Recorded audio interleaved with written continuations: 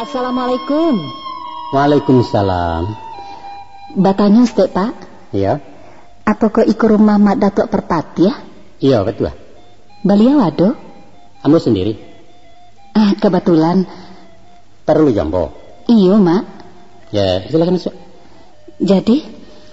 Duduk. Terima kasih. Siagaran ya? Ambo nan manelipun ke Patang. Oh, anak mahasiswa Islam tuh. Iya Mak. Kampung gimana? Pekumbuah. Suku? Caniago. Kamanakan ambo. Walaupun kita balain daerah, tapi asah kesabi urang Caniago kemanakan untuk Perpati ya? Kalau itu tapi bana ambo memanggil mama kan? Tapi mana? Apa bah? Iko mama. Kamang ganggu mama seketek. Nanda ada. Lah boleh ambo menyampaikan mukasih Mak? Silakan. Macam iko mama. Ambo sedang madukan penelitian tentang hubungan antara adat jo agama. Oh ya. Temanan ambo pilih aplikasi adat basan di syarak basan di kitabullah dalam masyarakat Minangkabau. Kencak tuh. Tapi sesudah dimulai mengumpulkan bahan-bahan, tiba keraguan ambo Mak. Rasanya kelayakan masalah adat kurang akurat untuk sebuah kajian ilmiah. Oh begitu. Antara kemudian saya sudah mengikuti kaset-kaset balerong, timbul balik minat untuk melanjutkannya. Sehingga ya ambo mencari Mamak Datuk kemari. Apa yang bisa ambo bantu? Kalau tidak keberatan, ambo yo meminta Mamak menjadi narasumber tentang adat Minangkabau. Narasumber ku apa? Narasumber muka suitnya, orang nan mampu memberikan informasi segala sesuatu nan berkaitan dengan adat. Oh parek tuh. Mungkin kemanakan salah alamai. Kebetulan ambo ku bukan pakar adat, apalagi ulama. Maaf Mak. Sesudah ambo cari-cari, iyo Mak Datuk lah satu-satunya orang nan ambo arokkan. Jadi baringan Mamak membantu ambo. Tolong ambo Mak. Ya, banyak ambo kan menggurui mahasiswa calon sarjana. Sedangkan ambo ku cuma tamatan SMA. Mbak Mapi kayu bilah rasanya, ndak senjang tuh. SMA tuh kan jenjang pendidikan formal Mak, sedangkan dalam adat. Oke lah. Insyaallah ambo bantu ya. Sekadar kemampuan. Aweko carilah tambahnya kena lain. Alhamdulillah.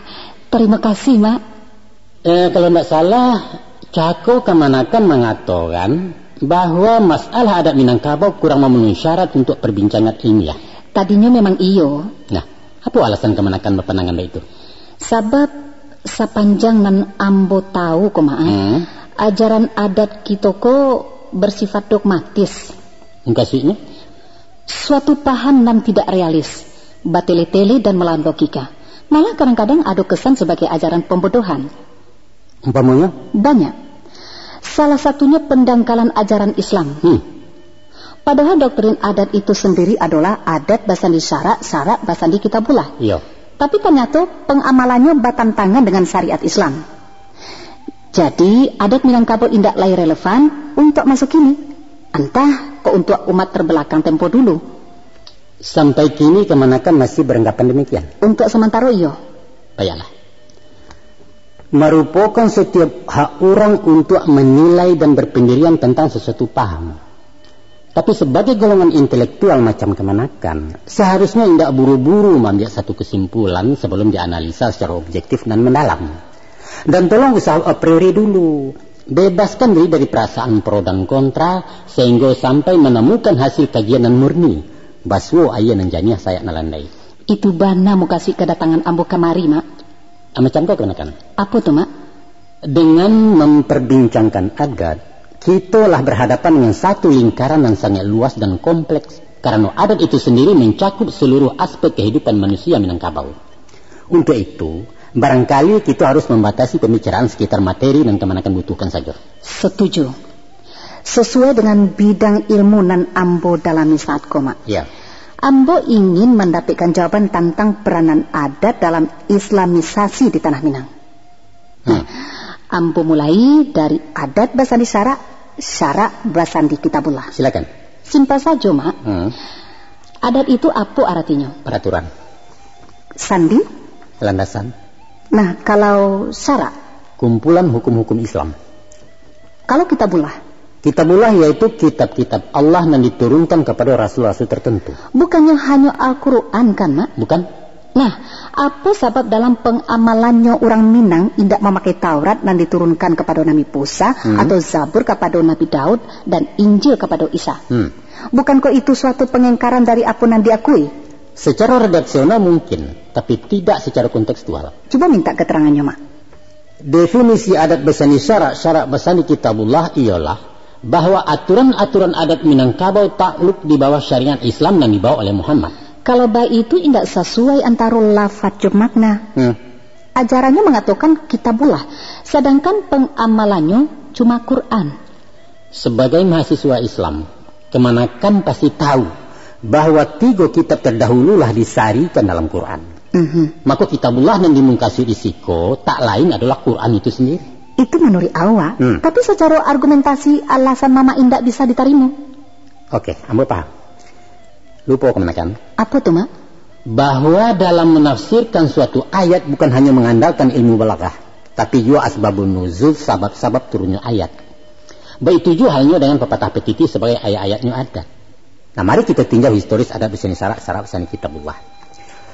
Pada awal adat basani syarak basani kitabullah dideklarasikan di Bukit Marapalam tahun 1833 oleh ampek komponen masyarakat Minangkabau, yaitu golongan adat yang diwakili kerabat kerajaan Paguruyuang. Golongan cendekiawan diwakili politisi Padri.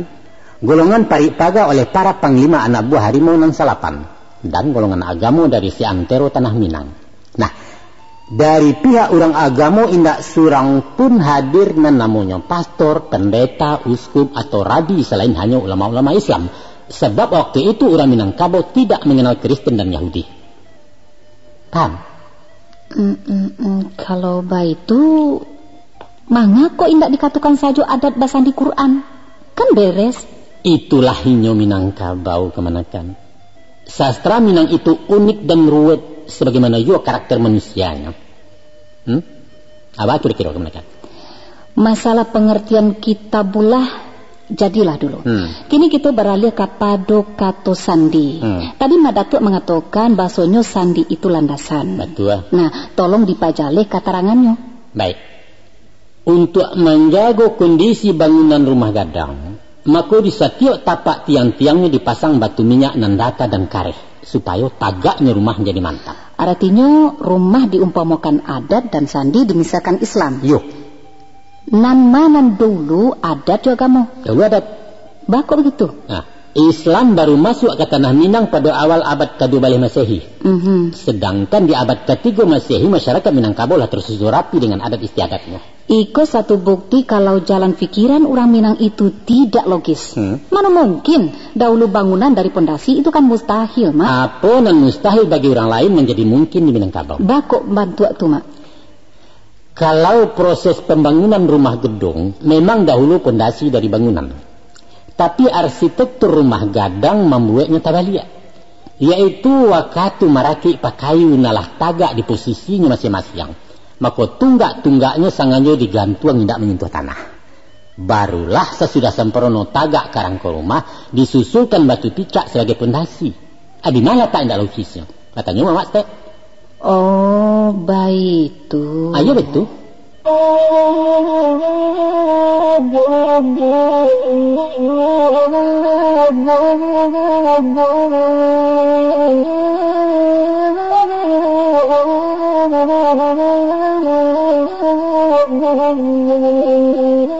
Kita beralih ke masalah lain banyak ada tuh. Masalah apa lah? Kalaulah adat basandi syarak basandi kitabullah itu diamalkan, maka bajalanlah syariat Islam di tengah-tengah masyarakat Minangkabau. Iya. Tapi ternyata orang awak tidak konsisten bapendirian. Orang Minang alun memeluk Islam sajaro kaafah. Masih sakarek-sakarek nan mana cocok jesalero. Tapi kok rasuka pai demutakan. Coba dia contoh. Papatah nan mengatakan, titi biasa lapuk janji biasa mukiah. apa itu tidak melawan hukum Islam dan mewajibkan menepati janji? Kok malah orang Minang membiasakan barang dan dilarang? Itu namanya kan engkar, karaja orang fasik. Salah kaprah. Tapi secara terang-terangan pepatah itu melegalkan orang memungkiri janji kan, Mak? Itu bukan pembenaran, Pia, tapi peringatan. Seolah-olah pepatah itu mengatakan, awas kalau kamu barang, pareso dulu jembatannya. Bahasa bab itu, memang jembatan itu biasa lapuk. Usahkan jembatan batang karandia, jembatan basi pun bisa pakai. Betul. Atau hati-hati kalau berjanji. Kau tidak bisa menepati janji, lebih baik usah berjanji. Sebab cenderung bana manusiaku memungkiri janji. Sampai Nabi Adam pun mungkir janji untuk tidak memakan buah khuldi. Artinya orang awak tu suku batele-tele, Mak, tidak efektif dalam berkomunikasi. Katakan sajalah dilarang memungkiri janji. Itu kalimat kasar, kurang sopan. Nah, Ba'a harusnya. Kalimat itu biasanya dipakai untuk masyarakat dan alun berbudaya. Sama saja dengan kalimat yang berbunyi, dilarang merokok. Kan kasar tuh. Anama lebih rancak dek kemenakan juga bahasa lain yang berbunyi, terima kasih bagi Anda yang tidak merokok. Tapi kenyataannya pepatah janji biasa mukia itu menjadi bumerang untuk orang Minangkabau sendiri kan, Mak? Orang Minangan mah. Orang Minang nan tak tahu jo tata krama Minangkabau, nan tak memahami sastra Minang bernilai tinggi. Dengan membiasakan berkomunikasi dengan bahasa-bahasa bersayap macam tadi, mendidik orang Minang menjadi arif, tanggap, berbudi luhur dan capek menangkap aspirasi orang lain. Apa ndak ada kalimat nan lebih simpel selain titi biasa lapuk jo janji biasa mukia tadi, Mak? Ada. Apa tuh? Ada pula pituah nan sama mengkasihnya, yaitu ikara ditaguhi, janji ditapati. Ikara? Ikara itu artinya ikrar, komitmen atau pengakuan. Itu mesti ditaguhi atau tidak dikhianati. Sedangkan janji wajib ditapati. Kurang apa oleh Minangkabau? Nah, ada sebagian orang mengatakan kalau pepatah nan batu adalah titi binaso lapuk, janji binaso mukia. Orang siswa menyusun pepatah itulah dipikirkan matang-matang. Jaleh sasarannya tinggi, bahasanya dan dalam falsafahnya. Bukan asal jadi. Makanya kalau awak tidak mampu menerjemahkan, ijanlah lafadznya dirubah-rubah. Lafadzan asli yonan tadi biaso, bukan binaso. Titi binaso lapuk, janji binaso mukia itu kalimat orang awam, bukan untuk orang nama pikir. Nyampang tabalik kepiah nomor 7, sedangkan kepala awak nomor 8 usah tengkurak nitara, tapi tukar kepiah jenang gadang naknya sesuai di kepala. Baik itu nan Minang. Ya itu anda pia. Iya ambola paham, Mak. Sebenarnya mampu kini. Iko cek lai ko mama. Aduh. Orang bapak sambahan. Apa orang pesambahan? Orang menyambah orang itu kan namanya syirik kan, Mak? Angku datuk parpati disambah orang. Apa ke mama ko Tuhan? Mako sajak dulu sampai bak kini orang Minangkabau tulah terlanjur syirik. Makanya para lu tobat masal, Mak, untuk membantu akidah. Alah, ada jo. Inggo itu dulu, Mak. Mengkasih menyambah di sikoko bukanlah menuhankan seseorang atau menghambakan diri. Bukan itu. Tapi sekedar kata-kata penghormatan. Seakan-akan merajokan lawan mengecek sehingga beliau disambah. Itu namanya basa-basi. Ya enggak? Di akhir surah orang dulu biasa menulis kalimat macam itu. Sembah sujud dari Ananda. Apa itu dianggap mentuhan karanggae? Apapun alasan mama, kata-kata menyembah itu salah. Iya, itu salah. Nah, kalaulah tahu salah, untuk apa dipakai juga? Boleh dipakai yang salah asalkan sama-sama paham kasihnya. Suli ambo tarimo, Mak. Ambo rasa hal semacam itu dipakai orang setiap hari, di mana dan kapan saja. Kebenaran itu sifatnya universal, Mak. Yang benar itu benar, yang salah tetap salah. Nah, tidak boleh diagu-agu. Maaf kemenakan. Sabananya ikut pelajaran anak SD, bukan porsinya mahasiswa. Tapi apa boleh buat? Tapasnya mama ungkapkan supaya jangan salah persepsi tentang Minangkabau. Kini giliran mama bertanya. Pernah ndak kemanakan mencalia orang sumbayang di Musaji? Di Musaji memang sampai orang sumbayang, Mak. Bukan Musaji namanya kalau dipakai orang untuk sembayang. Iko mama serius atau bagarah? Astagfirullah. Datuk Parpati alun lepikun kemenakan. Tapi ambo alun paham tujuan kata-kata mama tadi. Pernah ndak kemenakan mencelik orang menggunting baju? Aco? Orang gila atau orang waras? Iya, orang waras. Mama yakin kalau tukang jahit mengguntiang bahan kain untuk dijadikan baju, bukan mengguntiang baju nah sudah. Ya enggak? Batua juo, Mak. Bukan batua juo, tapi sabana batua. Nah, adapun kata-kata memasak nasi, membuat tapuang, membuka lapau sadonya kata-kata salah. Tapi dek sama-sama paham antara nama ngecek dan nama mendanga, apa yang salah menjadi batua. Umpama tadi orang sembahyang ini saja. Nam batu adalah salat. Sebab sembahyang artinya menyembah hyang, artinya dewa. Kau nak salat ini saja, kau nak sembahyang pakai kelenteng. Lah, paham mungkin ini, Mak. Lah mengerti bana mungkin itu. Kato-kato 1001 menyatakan jumlah sangat banyak. Yo. Padahal barangkali tidak sampai 10 kan mantu tu Mak. 1001 masalah nak dipikirkan. Oleh sebab itu, tunggu dulu menilai Minang itu kuno, tidak relevan, batele-tele dan lain sebagainya sebelum dia pelajari bana bahasa Minang yang syarik dengan misteri dan teka-teki. Sabana malu ambo jadinya, Mak. Ambo tata ruang di batu ketek. Dek batu ketek mengkonya mana ruang? Aku di batu gadang talan tuang namun. Tapi kalau orang bijak, tidak mungkin tata ruang 2 kali di Karikenan Cako. Kok kata tata ruang 2 di batu lain pula.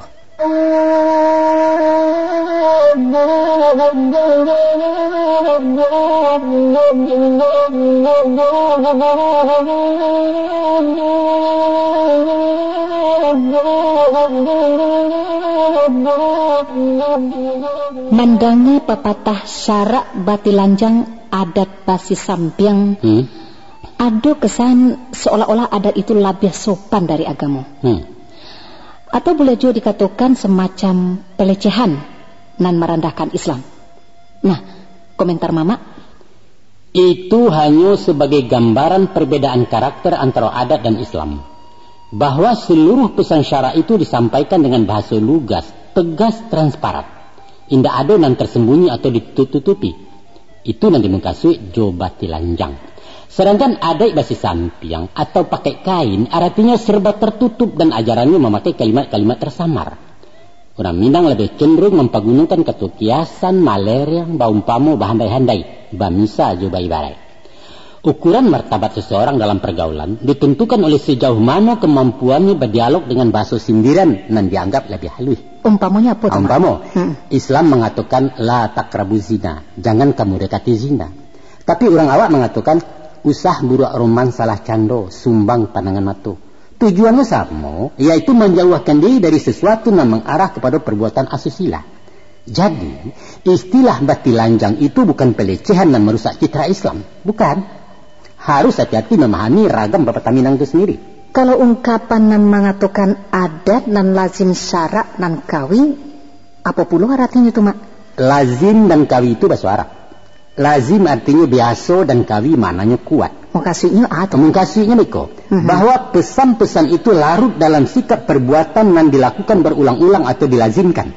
Sedangkan peran agama memperkuat. Dalam arti menjadi motivasi dalam kelaziman adat. Di situ nampak persenyawaan dua ajaran bumi dan langit. Atau hukum-hukum produk hasil upaya manusia dan hukum-hukum yang datang dari Allah. Kalau baik itu posisi syarak di belakang adat. Bahwa agama hanya zat warna saja dari pelaku adat. Syarak aktif menseleksi setiap tindak tanduk adat. Sesuatu yang tadinya lazim di masyarakat, kemudian ternyata bertentangan dengan Islam, maka ini ditolak. Mesti ditinggalkan. Atau lebih tegas dikatakan oleh pepatah lain, yaitu syarak mengatur, adat memakai. Apa yang dikehendaki Islam untuk kemaslahatan umat harus diundangkan oleh adat, dibuat peraturan-peraturan baru dan menyampaikan misi Islam. Umpamanya, Mak? Umpama. Lahirnya adat berkesenian dan menamo salawat dulang, yaitu membaca salawat Nabi dalam lagu berirama Minang dengan mempergunakan dulang atau talam sebagai alat instrumennya. Apa itu juga kesenian badikia. Dikia itu berasal dari kata zikir. Berzikir atau badikia dalam dialek Minangkabau. Sabaliaknya, kesenian berbau judi yang diharamkan, indak lagi dipakai dah. Dulu ada namanya babidia, yaitu lomba basiluri pidia menembak ayam yang dipawikan di satu tiang di tanah lapang. Inilah dilarang tuh. Bakut dilarang, Mak. Pertama menyiksa binatang dan dagingnya haram karena mati tanpa didabiah. Yang kedua, perbuatan bataruah dan nyatu-nyatu sipeknya judi dan diharamkan. Baik itu juga halnya dengan madu ayam, badadu dan minum tua. Kalau baik itu, apa sebab indak dilarang permainan pacu kudo yang menjadi sarana perjudian? Balomba pacu kudo itu tidak perlu dilarang, sebab hukumnya mubah saja. Tidak ada sanksi hukumnya. Boleh saja. Nah, kau celema. Ba'a dengan praktek bataruah. Apa itu bukan judi? Itu yang mesti ditinggalkan. Kalau memang serius membasmi judi, larang saja pacu kudo. Karena itu kan cara maksiat, Mak. Tidak mungkin. Baku tidak mungkin, Dek Mama. Umpama orang mempergunakan pisau untuk membunuh. Apa perlu benci pabrik pisau? Kan tidak. Tanpa mempergunakan pisau pun pembunuhan bisa saja terjadi. Nah, ba'a dengan permainan madu kabau. Di situ kan orang bajudi sambil menyiksa binatang kan, Mak? Apa bedanya aja sabung ayam? Itu perbuatan menyimpang dan mesti diluruskan. Sampai hari ko orang masih saja madu kabau nampak dembo. Ba'a mako indak lurih-lurih jungo. Itu wewenang nenek mama dan pemerintah setempat. Dan itu di luar konteks pembicaraan kita. Mama ijan lari dari kenyataan. Bagaimanapun, madu kabau itu diadukan sekali dalam seminggu di tempat resmi. Apa itu bukan lelaziman? Sedangkan kata mama tadi, adat nan lazim, syarat nan kawi. Macam kau kemenakan. Ba'a tuh, Mak. Proses islamisasi di Minangkabau masih berjalan dan tetap akan berjalan. Kalaupun basujo praktek-praktek yang menyimpang dari ajaran Islam, itulah bangkalai yang mesti kita sudahkan. Berjalan tentu tidak selangkah sampai memanjuang tidak sepakuat putih. InsyaAllah doktrin adat basani syarat-syarat basani kitabullah atau adat na lazim syarat nangkawi tidak hanya sebagai retorika tanpa makna, tapi diaplikasikan dalam setiap perilaku orang Minangkabau. Ya, tergantung kepada kemauan dan kemampuan kita bersama. Kami tunggu, Mak. Bukan hanya menunggu dan musah, bahkan kami. Setiap komponen dalam masyarakat wajib berperan aktif dalam menegakkan amar ma'ruf nahi mungkar, termasuk kemenakan-kemenakan mahasiswa sebagai generasi penerus Minangkabau.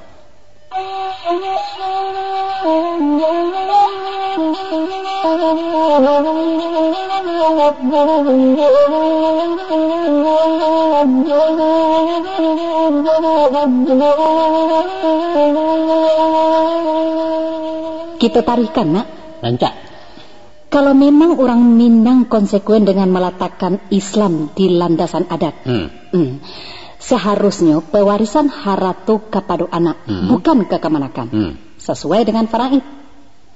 Ambo rasa itu bukan hanya sekadar proses, Mak, tapi sebuah kecerobohan pemangku adat dan alim ulama Minangkabau, nan dengan sadar membelakangi hukum Islam nan sudah baku. Bukan itu kan, Mak? Bukan. Apa dalih Mak Datuk mengatakan bukan? Bukan dalih, tapi dalil. Itu realita, Mak. Realita yang salah cara memandang. Keterangannya? Adalah salah besar mengatakan adatlah membelakangi hukum Islam. Faraidlah diberlakukan sejak dulu sesuai dengan jenis harta yang dikategorikan agama. Adapun harta yang diwariskan kepada kemenakan itu adalah harta pusaka tinggi, milik komunal, milik orang banyak. Sedangkan harta pribadi diwariskan kepada anak dengan ketentuan 2/3 untuk anak laki-laki dan 1/3 untuk anak padusi. Apa leh? Penalaran menyimpulkan bahwa pada awalnya nan manaruku atau membuka ladang ulayat adalah orang laki-laki. Taruhlah. Milik pribadi kan, Mak? Iya. Nah, mangko disimpangkan pewarisannya? Itu terjadinya di zaman antah barantah sebelum Islam masuk ke Minangkabau. Ba'a dengan taruko sesudah Islam. Itu konsensus yang sifatnya hibah kepada kemenakan. Dengan ketentuan harus diwariskan ke bawah menurut jalur keibuan. Itu nan salah. Apa hibah tidak boleh dalam Islam? Tidak boleh kalau dipasukan. Siapa masuk? Adat dan mamaso. Tidak ada keterpaksaan. Dan ada hanyalah kepatuhan kepada hukum adat yang disepakati. Dan pemberian itu ikhlas. Mama berani memastikan niat nenek moyang itu ikhlas? Sedangkan Mak Datuk Pak Patia indah hidup di zaman itu kan? Ada indikasi dan isyarat yang bisa dijadikan bukti. Apa tuh? Tidak pernah anak memprotes kebijakan bapaknya. Sadanya berjalan lancar, wajar, dan langgang. Artinya orang Minangkabau lah sekongkol dengan sebuah kezaliman. Dina letaknya adat pasal di syarat pasal di kitabullah tu, Mak? Usul fikih mengatakan ar-rida syaidul ahkam. Rida itu raja hukum. Ambo indak melihat kepastian antara rela dan rapaso. Serba indak jaleh. Dan itu namanya subhat. Sedangkan harata subhat dikategorikan haram. Lantas kalau haram dikamakan harta pusaka tinggi itu, Apa perlu dibagi-bagikan ke orang transmigrasi? Terserah. Daripada memakan barang haram. Untuk kemanakan ketahui, nah, dari generasi ke generasi keberadaan harta pusaka tinggi itulah dikaji ulang dek para ulama Minangkabau. Terakhir dilaksanakan seminar di Batu Sangka pada tahun 1968 dan dihadiri pakar-pakar hukum dan ulama-ulama, antara lain Profesor Mr. Hazairin dan Buya Hamka. Hasilnya tetap menghalalkan pusaka tinggi. Artinya beliau-beliau itu berani menghalalkan sesuatu nan subhat. Bukan harta subhat, tapi harta musabalah. Apa tuh musabalah?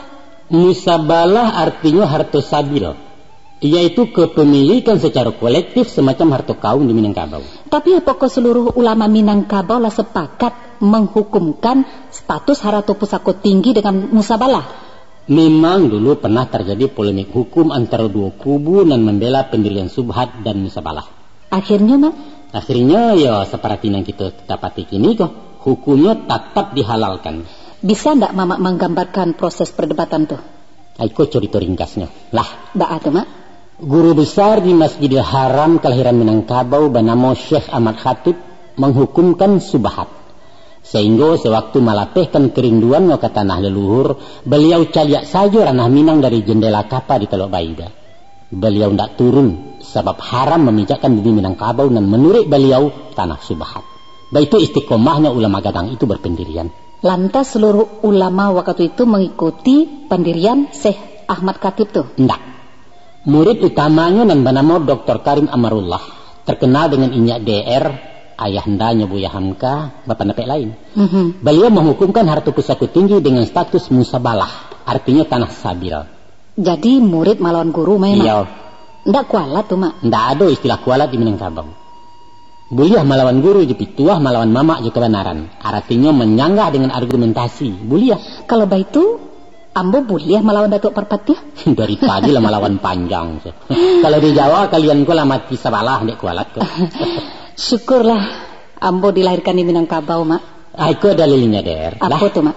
Ada sebidang tanah di Madinah dan berasal dari pampasan perang Mulia Umar bin Khattab. Sahabat Nabi itu menghibahkannya ke masyarakat negeri Khaybar untuk dimiliki secara kolektif. Sampai kini keberadaan tanah itu masih utuh sesuai dengan wasiat dan punya dahulunya. Itulah yang disebut dengan harta musabalah. Dan kianlah dikiaskan harta pusaka tinggi di Minangkabau. Tentu balang pendapat ulama di Minangkabau kok, Mak? Enggak. Perdebatan panjang itu dimenangkan oleh Inyak DR, kemudian pendapat beliau disokong hampir seluruh ulama Minangkabau sampai kini. Kalau ambo, iya sependapat Syekh Ahmad Khatib tuh, Mak? Boleh-boleh saja. Tapi ijma ulama adalah satu di antara ampek sandaran hukum di samping Quran, hadis dan kias. Kamanakan pasti tahu itu. Islam melarang umatnya taklid. Yo. Dan agama bukan milik alim ulama. Tapi hadis takkan pernah turun lagi untuk mematahkan putusan ulama Minangkabau. Kecuali ada ijma baru.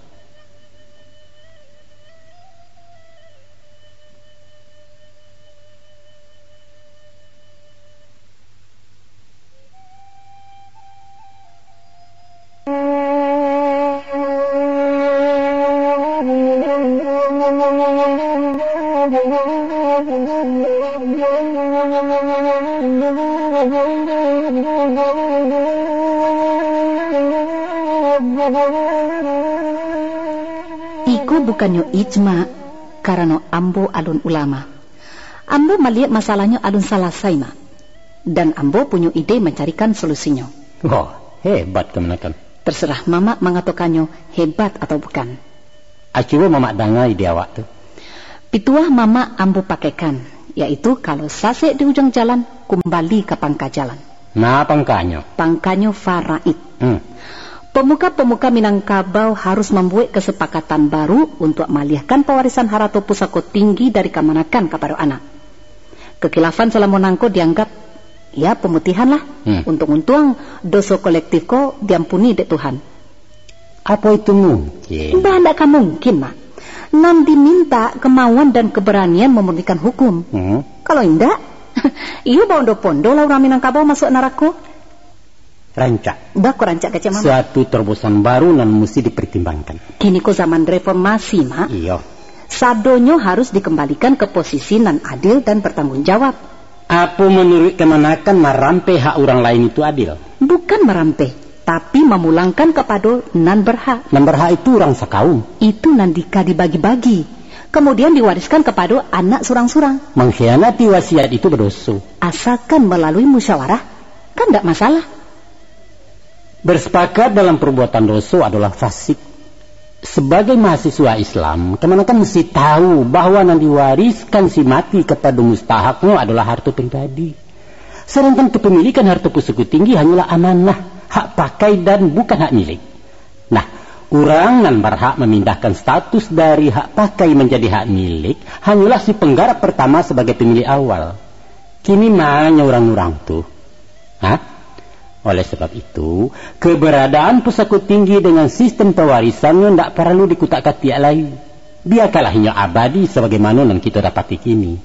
Wariskanlah harta puscarian kepada anak menurut hukum Islam dan pusakokanlah pusaka tinggi kepada kemanakan menurut hukum adat.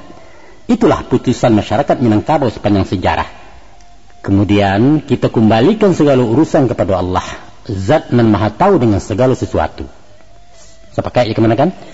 Nampak-nampaknya masalahku semacam dilema, Mak. Bak mamakan buah si malo kamu kata orang kau. Memang kita indak berwenang menyimpangkan kepemilikan yang lah dilimpahkan nenek moyang masa saya suat. Iya. Kini ambo sabana paham kasih mama dan ambo setuju sangat. Ada apa lama mengatakan? Apa tuh, Mak? Kalau takut dihantu jangan lari ke kubur. Kok takut juga kata-kata usah lalu di penjemuran. Apa pula makasudnya tuh, Mak? Usah mencari barang yang elok melalui jalanan buruk, malah akan memperparah penyakit. Kalau menurut usul fikih, menghindarkan kemudaratan lebih diutamakan dari mencapai kemungkaran. Nah, kan ya tuh. Adat sairi yang jauh kamu. Itulah inti sarinya adat bersani syarat bersandi kitabullah. Terima kasih, Mak. Kini pandangan ambo mulai berubah ke Minangkabau.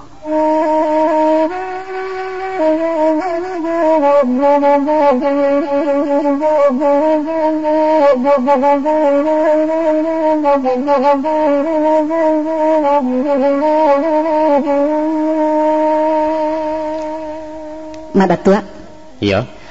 Ambo kaba curito cie. Lain nama Muhammad mendangannya. Curito apa tuh? Curito membuat malu, tapi menggalak. Hebat tuh. Sabananya bukan malu itu yang menjadi masalah, Mak. Atau sakit dicubit anduang sampai di rumah. Tapi sampai kini, ambo yang tidak mengerti itu, Mak. Apa sebabnya ambo dianggap melanggar adat? Rasanya ambo tidak masalah. Bah kisahnya. Macam itu, Mak. Tapi beko tolong berikan keterangan tentang gulai misterius tuh. Ya didangalah dulu. Jadilah. Waktu ambo masih SD. Iya. Ambo menurut Juan Duang pai barale. Sesudah bersalam-salam dek mama aku namanya. Iya. Kami makan. Iya. Hidangannya cara makan beradat. Jambanyo tahulah, Mak, sepanjang rumah. Iya. Gulainya macam ragam. Sambaran ketik-ketik itu sebalik hidangan. Bisa Mak bayangkan tuh nan agak kasar-kasar ke. Letak di tengah-tengah. Tengah ya. Tapi ada beberapa buah raju gulai. Tak letak paling di tengah. Itu namanya kapalo jamba. Oh, kapalo jamba ya. Itu sarupuanu ke mama goreng ikan saiko bule. Yo. Tuko randang sagadang pimpuruang. Yo. Tuko ayam sabalah gadang tuang. Yo. Kan dek rasukalama rasul mak gua mencari lawak batabua bawang tu mak. Ambo cokok lah punggung ikan kali kapalo jamba tadi itu dia mama. Capek tangan ambo di toko dia doang. Dek orang habis maduk sebalik galak bagumam. Onde mak, you mana ndak tanggung malunya mboro mak. Malu ya. Menjadi tontonan orang banyak, bayanglah dek mak. Sehingga nasi sapiriang tu ambo tinggalkan pai keluar. Yo mangga pulu barang talarang tu kemanakan kaca. Untung lagi sedang anak-anak. Akulah segadang kini ku pasti kada masalah. Apa salah ambo mak? Salah kemanakan namanya mama cah buek. Muka suinya? Malangga etika nan sangat dijunjung tinggi di tanah Baradai itu. Nan menjadi persoalan kini bukannya substansi hukumnya, Mak, tapi latar belakang dari suatu simbol adat. Apa bana makna kapalo jamban nan dianggap sakral bagi masyarakat Minangkabau? Ya indah bertanya pakai handuang apa sebab ndak boleh. Usahakan bertanya lai. Sepanjang jalan pinggang ambo ko abi kena cubi. Di rumah indak lo tanya. Bertanya lai ke mama. Malah batambahkan berang ambo le mak. Bertanya lo ke papa. Jawabnya lain kali jangan pai-pai jo barale. Bertanya pula ke om. Katanya indak boleh di sintu-sintu kapal jam batu. Cilaku awak. Mama dapat malu kalau kamanakannya kurang ajar di rumah orang. Waktu ambo tanyukan kurang ajar baa. Beliau malah mariak kadang. Indak boleh bapantang dalam adai. Indak boleh. Atau ambo tanyukan sebabnya. Pendeknya indak boleh katanya. Jadi sekadar indak boleh saja. Akhirnya Datuk Pengulu indak bertanya. Lai. Tapi sampai kini alun ado jawaban yang memuaskan. Ambo berpikir surang, Mak. Iya. Kalau memang indak kadin makan, ya simpan saja di belakang. Iko indak, orang dipersilakan makan. Tapi gulainya ndak boleh di situ. Itu kan bolok-olok namanya. Itu kan ria. Sedangkan ria berdoso. Ndak begitu, Mak. Apa saja keterangan beliau-beliau nan pernah kemanakan terikmu? Pokoknya sekadar indak boleh. Ndak boleh. Waktu ambo sasakan alasannya, ya malah beliau emosi. Kok ndak kabar ada? Antilah gitu. Banyak bana selidiknya serupa tanyu jasa gitu. Aduh jo nak menjawab nan agak lunak Iyalah macam itu ada dari saisu. Amalkan sajalah kalau ndak kesalamai awak. Barangkali Nutko, cara kemanakan batanyo tu kurang sopan gaknya ndak? Kurang sopan tak aju lah, Mak. Ambo rasa kalau tiok tanyo disikapi dengan enteng apalagi sinis, ya kami anak-anak muda kan akan antipati jadi Minangkabau. Jawaban yang kami butuhkan bukannya jawaban yang dogmatis, Mak, tapi argumen yang logis, yang wajar dan masuk akal. Kalau ambo katakan samba gadang tu sebagai cadangan, masuk akal enggak kira-kira? Cadangan tidak mesti dipatotonkan kan? Tanamo stok barang letaknya di gudang, bukan di etalase toko. Nak tahu juga maknanya. Tadi Mama kan berjanji untuk memberikan jawaban. Baiklah. Dari awal Mama katakan bahwa orang awak menyatakan sesuatu tidak secara terbuka. Tindak tembak tupai transparan belak-belakan. Tapi kalimatnya kata bersayap lakunya je simbol-simbol punya makna yang tersembunyi. Dikatakan orang juga itu adalah kata-kata klise. Carilah klise nak kati foto gue. Kalau dicetak nan putih jadi hitam dan hitam jadi putih.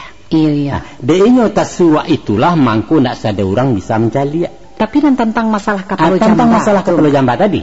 Kalau dibaca nan tasure atau nan dicari ujuknya saja, memang akan timbul kesan sebagai memparago, membangga atau ria.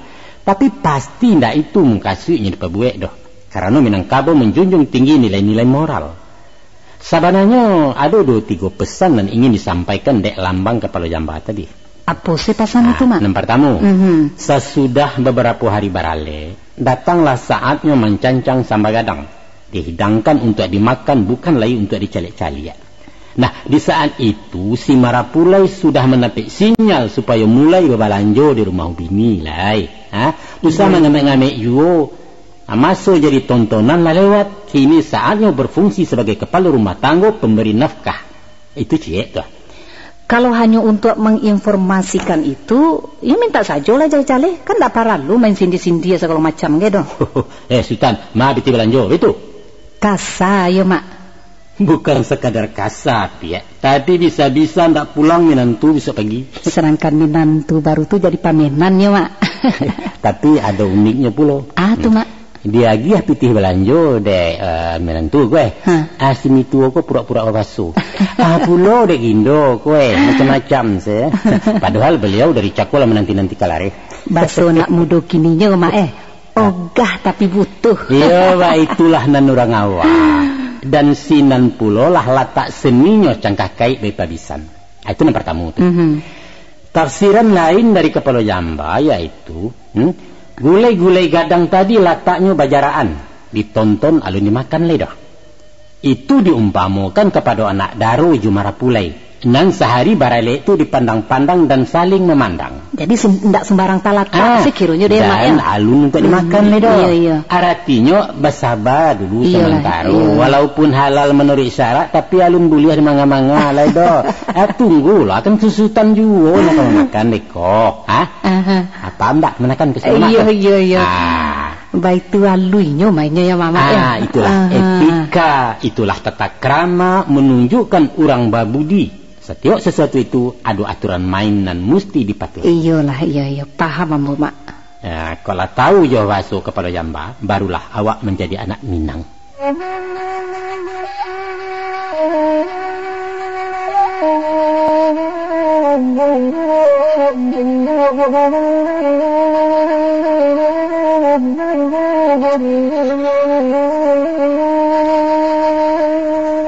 Oh, Mak Tua.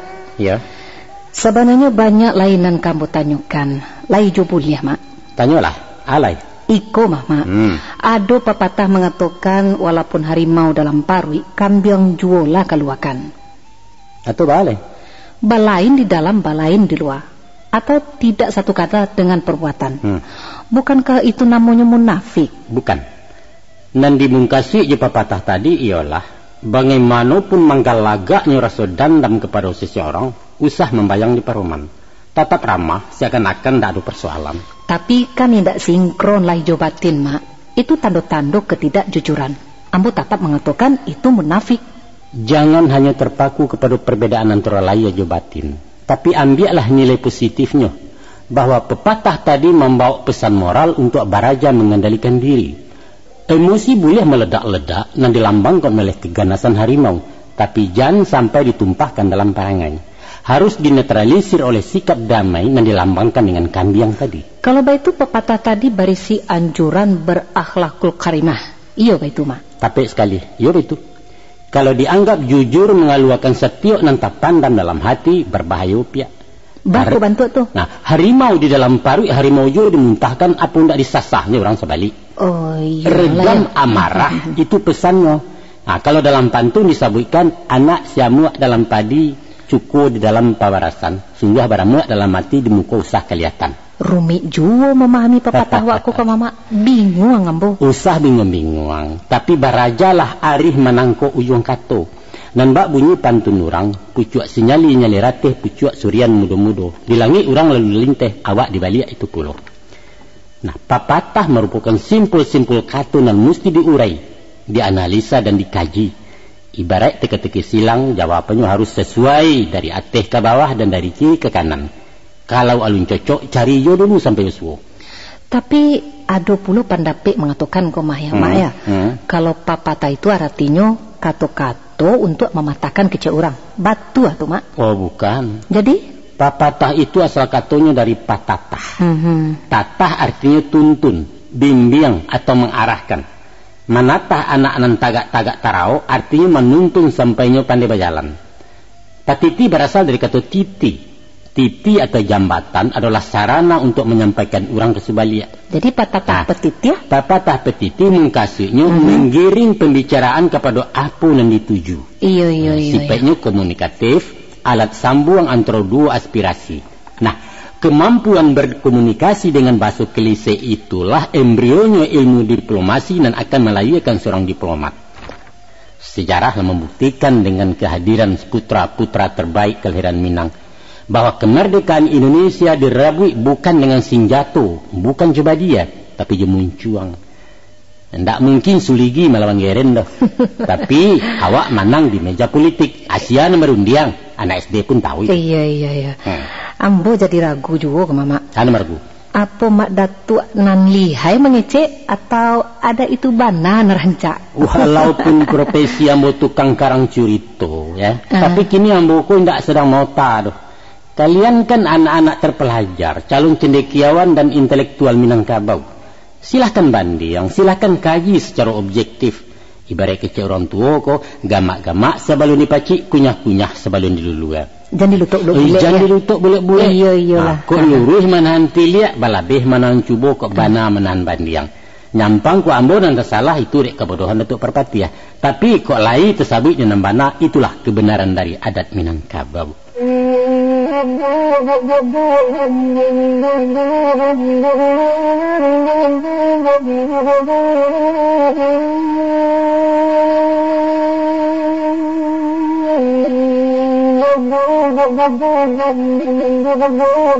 Dunia peradaban di barat maupun di timur dari Saisuk sampai kini memakai sistem kekerabatan patrilineal. Iya. Artinya menghitung garis keturunan dari nasab kebapaan. Betul. Hanya etnis Minangkabau dan beberapa suku bangsa terbelakang saja nan menganut sistem matrilineal atau keturunan melalui jalur keibuan. Betul kan, Mak? Betul. Artinya peradaban Minangkabau lebih rendah dari orang lain. Bukan jaminan jumlah nan banyak lebih banyak dari jumlah nan seketek. Tapi terjadi penyimpangan budaya nan sangat menyolok kan, Mak? Justru di sinilah letak kelebihan orang Minangkabau. Mungkin kekurangan, Mak. Sebenarnya sistem kekerabatan matrilineal dianggap sebagai budaya tertua di dunia. Secara alamiah, seorang anak lebih dekat dan akrab dengan ibunya daripada je bapak. Betul. Sejak zaman manusia gua sampai di era global kini nangko, peran ibu lebih dominan mengawal si anak sampai dewasa dibanding sang bapak. Jadi, kebudayaan Minangkabau lebih murni dan natural. Kalau begitu kultur orang Minangkabau itu statis. Tidak pernah beranjak dari titik awal. Sedangkan oranglah bergerak maju. Apa itu salah? Tidak salah, tapi menyalahi peradaban. Apa dengan basuku kepada ibu menyebabkan orang Minangkabau itu dianggap tidak beradab dan terisolir dari dunia pergaulan? Buktinya indah kan? Memang indah. Nah, untuk apa dipersoalkan? Tapi kan menyimpang dari ajaran Islam. Tolong tunjukkan satu dalil bahwa matrilineal itu haram. Bukan persoalan halal atau haram, Mak, tapi martabat manusia. Iko khusus urusan dunia kemana kan? Rasulullah mengatakan antum a'lamu bidunyarikum. Kamu lebih tahu dengan duniamu. Artinya manusia dibebaskan membuat apa saja yang menurut mereka elok. Selama tidak bertentangan dengan syariat. Tapi Islam mengisyaratkan memakai sistem patrilineal. Buktinya? Manusia dikatakan Bani Adam, keturunan dari Adam. Kalau kemanakan ambo katakan keturunan Siti Hawa, tersinggung enggak? Enggak. Tapi kurang total, sebab Hawa berasal dari Adam. Adam berasal dari tanah. Apa sebab tidak dikatakan saja Bani Tanah? Sebab tanah bukan manusia. Populer dikatakan Muhammad bin Abdullah. Dan bukan bin Aminah. Tapi Isa dikatakan Ibnu Maryam. Sebab Isa indah bapak-bapak. Jadi apa arti bin itu sebenarnya? Bin dimaksudkan sebagai klaim atau pengakuan bahwa si anak adalah keturunan dari nama di belakang bin itu. Kalau baik itu, klaim ibu jauh lebih akurat dari bapak. Sebab seorang bayi dan lahir pasti anak ibunya. Tapi alun tentu anak bapaknya. Badai baik itu, Mak. 9 bulan lamanya orang menyaksikan si ibu hamil. Sian merani membantah kalau anak yang keluar dari rahimnya bukan anak kandungnya. Sedangkan si suami terpaksa membuat pengakuan sebab alun tentu bayi yang dilahirkan istrinya adalah anaknya secara biologis. Mungkin saja hasil perselingkuhan dengan laki-laki lain, ya kan? Ibu tidak berhak menjadi wali. Wali apa? Wali kelas atau wali negari? Mau kasih ambo wali dalam Islam. Adat tidak pernah membantah soal perwalian. Buktinya dalam banyak hal Mama bertindak sebagai wali dari kemanakannya. Terbatas pada soal-soal duniawi, bukan dalam nikah kawin. Ketahuilah kemanakan. Apa tuh, Mak? Merujuk kepada kedudukan perempuan dalam Islam adalah sangat-sangat terpuji kalau orang Minangkabau menganut matrilineal sebagai wujud penghormatan kepada ibu. Banyak hadis yang memperkuat itu. Antara lain, syurga di bawah telapak kaki ibu. Bukan bawah telapak kaki ayah. Pernah seorang sahabat bertanya ke Nabi, "Ya Rasulullah, selain dari Allah dan Rasul, siapakah lagi yang pantas kemuliakan ya Rasulullah?" Spontan Nabi menjawab, "Ummuka, ibumu." Lantas orang itu bertanya sekali lagi. Dijawab juga beliau dengan ummuka sampai 3 kali. Barulah di pertanyaan yang keempat Rasulullah menjawab dengan abuka, bapakmu. Artinya apa? Ibu dan bapak berbanding 3 lawan 1. Apa tidak pantas kalau kita berbanso kepada ibu? Iya, kalau dalam masalah itu memang. Iko argumen ambo secara matematika. Lah, Kalaulah diumpamakan hubungan suami istri itu sebagai perkongsian tani, maka hak istri jauh lebih gadang dari suami. Nah, coba hitung. Bibit banyak sama banyak. Paham kan kemanakan kesiambo? Paham. Nah, sudah itu sawah punya si istri, yaitu rahim. Dan menggarap sampai panen juga istri. Artinya si jabang bayi digadangkan dalam kandungan sampai dilahirkan. Betul. Nah, dalam babagi hasil, pastilah padi si istri 3 kali padi si suami. Itu baru adil. Tapi nan masuk pupuk dari luar kan pihak suami kan, Mak? Betul. Asal jangan lupa bahwa indak ada ibu hamil dan keguguran karena indak dapat nafkah dari suaminya. Bagati. Memang iyo. Batu Mak. Heran. Seharusnya kemanakan sebagai wanita Minang tersanjung dengan sistem matrilineal. Calialah penderitaan padusi sepanjang sejarah, ya, memilukan dan memalukan. Semenjak zaman jahiliyah sampai ke zaman TKW nasibnya alun berubah. Aduh yo cie yu dua indua nama kuasa, tapi bukan kaumnya yang diperjuangkan, malah parik suaminya yang diperbunci. Nasib amai-amai dan. Tapi di Minangkabau kemenakan, tidak perlu demonstrasi menuntut persamaan hak, tidak perlu memperjuangkan emansipasi atau gender segala macam. Sadonya lah kami barikan, kabalun diminta. Berbahagialah kalian dilahirkan di Minangkabau tanah beradat.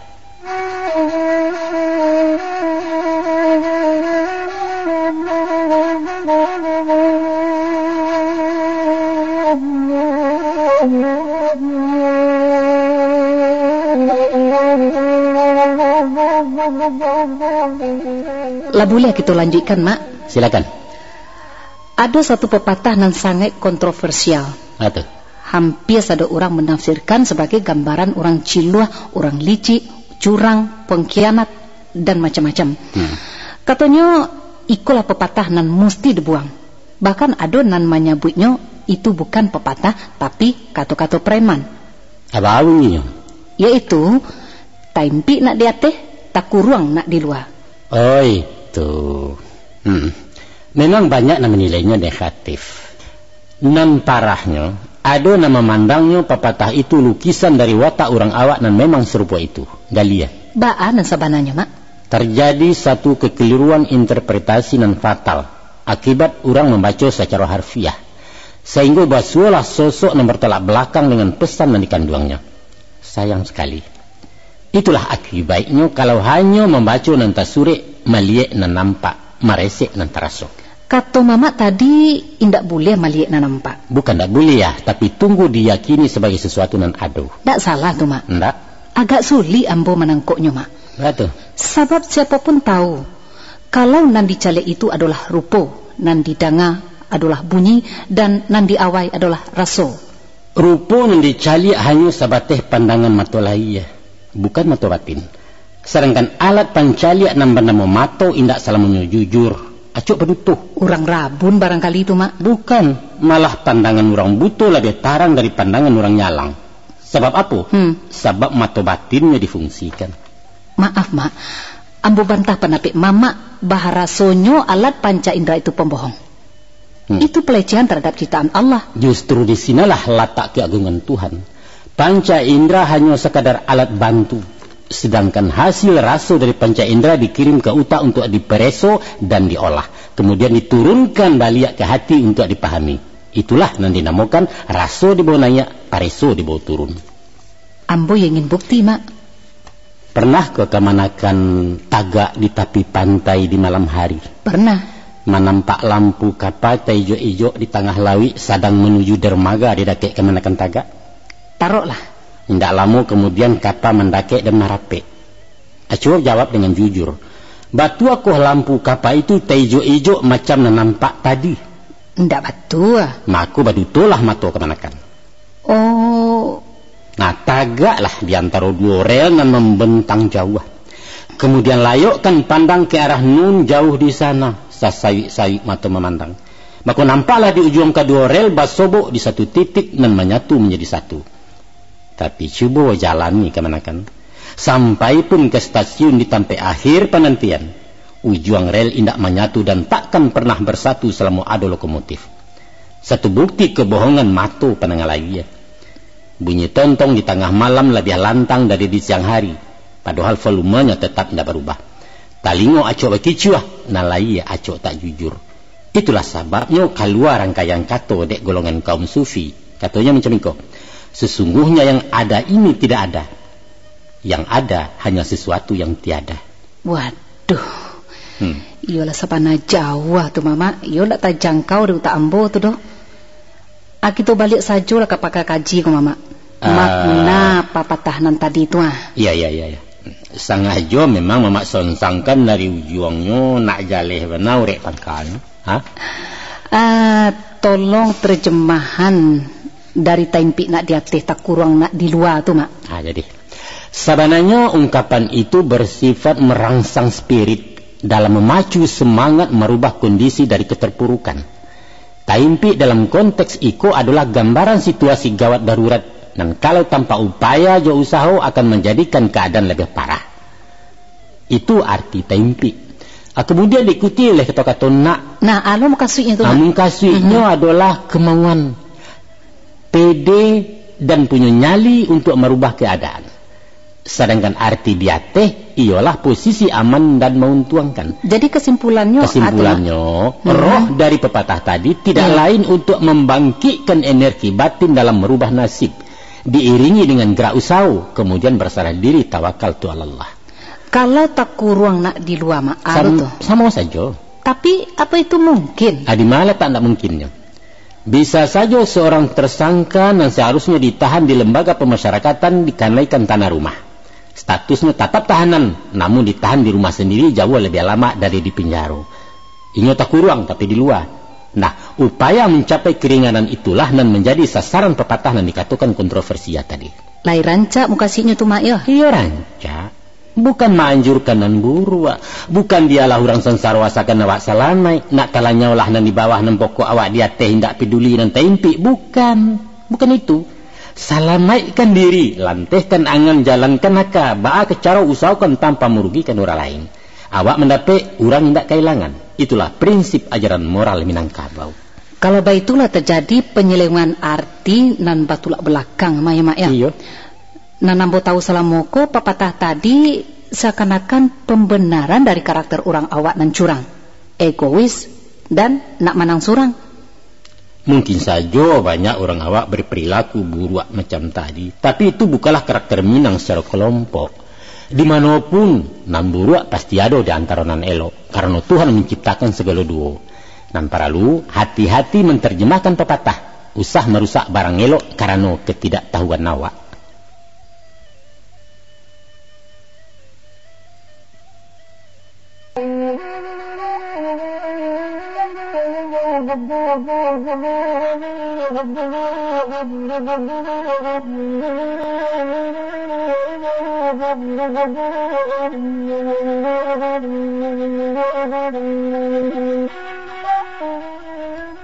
Mak Datuk. Ya. Ba'a pulo dengan pepatah iyo kan diurang, ladukan di awak. Pepatah itu pun banyak diselewengkan orang. Seolah-olah kita disuruh memaksakan kehendak dengan melecehkan orang lain. Sebenarnya sikap mayokan dan diurang malalukan dan diawak adalah positif. Batiang kepada situasi yang dihadapi. Dalam hal-hal tertentu mesti dipakai. Karena itu mencerminkan prinsip sambil menenggang orang lain. Umpamonya mak? Umpamo. Dalam berdiplomasi atau bermusyawarah, kiat itu sangat membantu. Pendapat orang bisa dipatahkan karena siapapun akan melawan kalau dirinya diremehkan walaupun ini salah. Nah, iyokan ini dulu, kemudian baru dibanding dengan pendapat awak dan diyakin benar. Dapat mama marikan contoh agak ciek. Umpama dalam memperbincangkan satu kasus, ada pendapat yang tidak relevan untuk ditanggapi. Batele-tele gue. Usah dibawa lalu. Iya. Bantah saja secara halus dan santun sehingga inyo merasa dihargai, kemudian mengikuti pendapat awak. Iya. Nah, contoh kalimatnya, ambo sependapat ya beliau. Jadi seolah-olah mendukung Iya. Nah, tapi mesti dipertimbangkan. Lalu kan dawak sesuai dipertimbangkan. Tentu saja dengan argumentasi dan bisa diterima seluruh pihak sehingga forum berpihak ke awak dan membanding. Muka suitnya disalamaikan orang dulu, baru awak masuk. Iyo, itu taktik cara melalukan galeh. Pendeknya usah melawan arus ya, Mak Oh, ya. jangan rugi awak. Iyalah. Kalau menyubarangi sungai biaya dare, indak boleh potong kompas bakayuh langsung ke sasaran. Jan, tabalia ditundu aja kau. Tapi hello lah para agak kau. Baru anyuy ya, Mak. Baru anyuy tanpa bakayuh. Iya, Kemudian diheriangkan seketik menyampiang merencong sungai. Dengan sendirinya mailia samujo harus selamai sampai ke Subaya. Kita manfaatkan kekuatan lawan ya, Mak, untuk menyelamatkan diri kan baitu kira-kira, Mak. Batua, salamo indak merugikan orang. Ayah indak karuah sungai indak cabuah tujuan sampai ke Subarang. Aduh, Ci, ambo ndak setuju, Mak. Apa tuh? Anggu anggak geleng namuah dalam nan 2,3. Alasan ndak setuju? Itu kan melambangkan kemunafikan, Mak. Di mungko setuju, di belakang menolak. Tadinya menolak, di belakang layu pulo. Abulak balik, itu kan ndak papandirian namanya tuh. Memang kadang-kadang ada ungkapan untuk menggambarkan sifat seseorang. Orang nan ragu-ragu, orang nan mudah merubah pendirian dek panakui lemah mental. Tapi ada kalonyo disangajo karena tak pasu untuk membela diri. Dalam hal semacam itu, nilainya positif. Jadi sifatnya insidental, buliah saja. Tapi ambo tetap memandangnya sebagai pengkhianatan, Mak. Antara pengkhianatan dan kejujuran ibarat dua sisi mata uang. Tergantung dari mana kita memandangnya. Orang Minangkabau menerima isi pelakat panjang dan merugikan. Sedangkan hatinya menolak tidak setuju. Itu tak paso dilakukan di bawah tekanan politik kolonial. Kok ditulak nagari caya para pemimpin ditanggui kaparang tak mungkin lain. Di sinan tak pakainya papatah anggu angga geliang namuh dalam nanduo tengah tigo. Samo je duduk bakisa tagak papaliang mayo, Mak. Saroman tapi tak samo. Bah mantun. Adapun duduk bakisa tagak papaliang sebagai perubahan sikap atau pendirian. Artinya tidak konsisten, tidak jujur dan tidak bisa dipercaya. Inyo bisa negatif bisa positif. Tergantung berubahnya dari maka kama. Kalau perubahan sikap dari sampilik ke paragiah itu kerancak. Tapi kalau duduk bakisa tagak papaliang dari perjanjian itu sifatnya tidak terpuji namanya. Orang nan lari pandirian dinamakan bajing loncat, petualangan politik. Mulia saja menyebarang asalkan di sekitar wilayah nan berpelaton samo. Umpama dari Matuari ke Bulan Sabi. Tidak masalah, asalkan ijan dari Masumi ke PKI. Dalam hal itu kemanakan? Lafaz pepatahnya lebih lengkap macam itu. Buliah duduk bakisa asahkan di lapiak nan sahalai. Buliah tagak bapaliang asahkan di tanah nan sabingkah. Artinya tuh, Mak. Artinya masih dalam koridor ideologi pembauran. Ya, itu istilah para pengamatnya. Tapi bagaimanapun itu kan mencerminkan pribadi nan rapuh, Mak. Tidak istiqamah, labil, dan... Kat. Kita karek tentang nangko itu bukan wilayah pembicaraan awak. Tulisan politik itu. Balik ke pangkakaji gitu lah. Secara kultural, orang Minangkabau lebih cenderung memakai sikap abu-abu daripada hitam putih.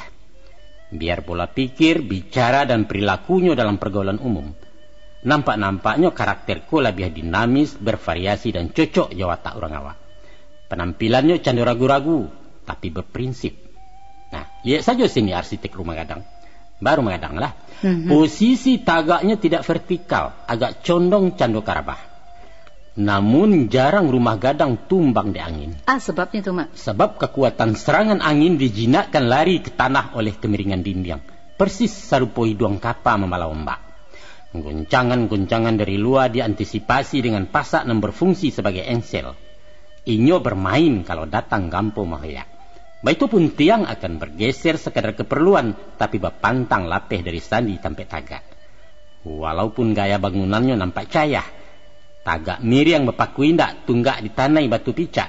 Namun di sinalah rasio letak kekuatan nyali powernya Minangkabau. Lentur pandai bermain, fleksibel tidak kaku, tapi berprinsip.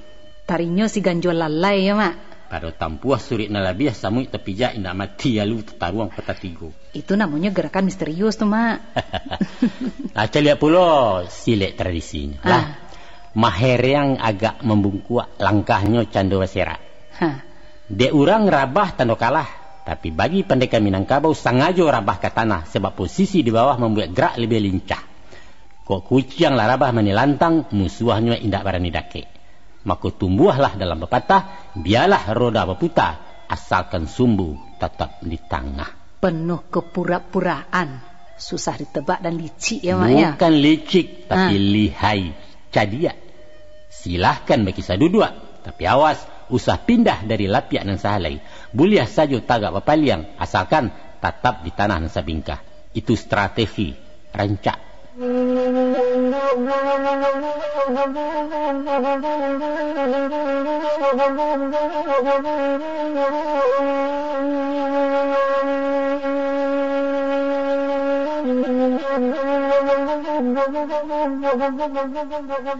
Adolai aturan adat nan malawan syarak kok mama. Apa tuh? Masalah kawin sesuku.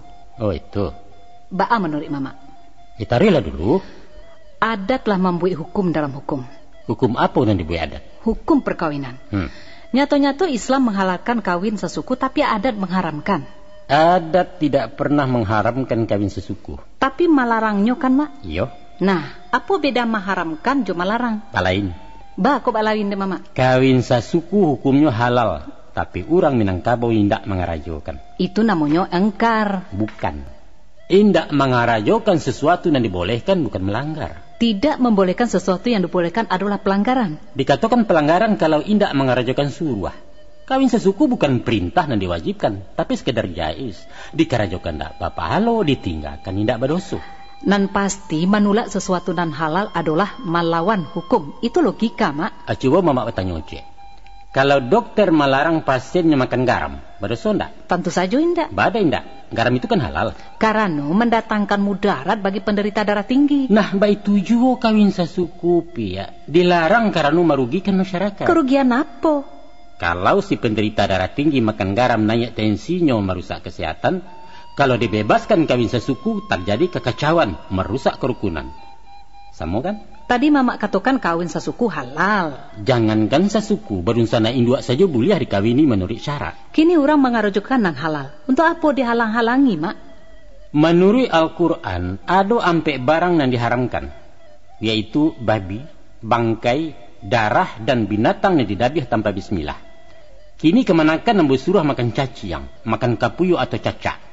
Namun enggak? Enggak. Badai enggak? Jajo. Badai jajo. Enggak biasa. Nah itu dia.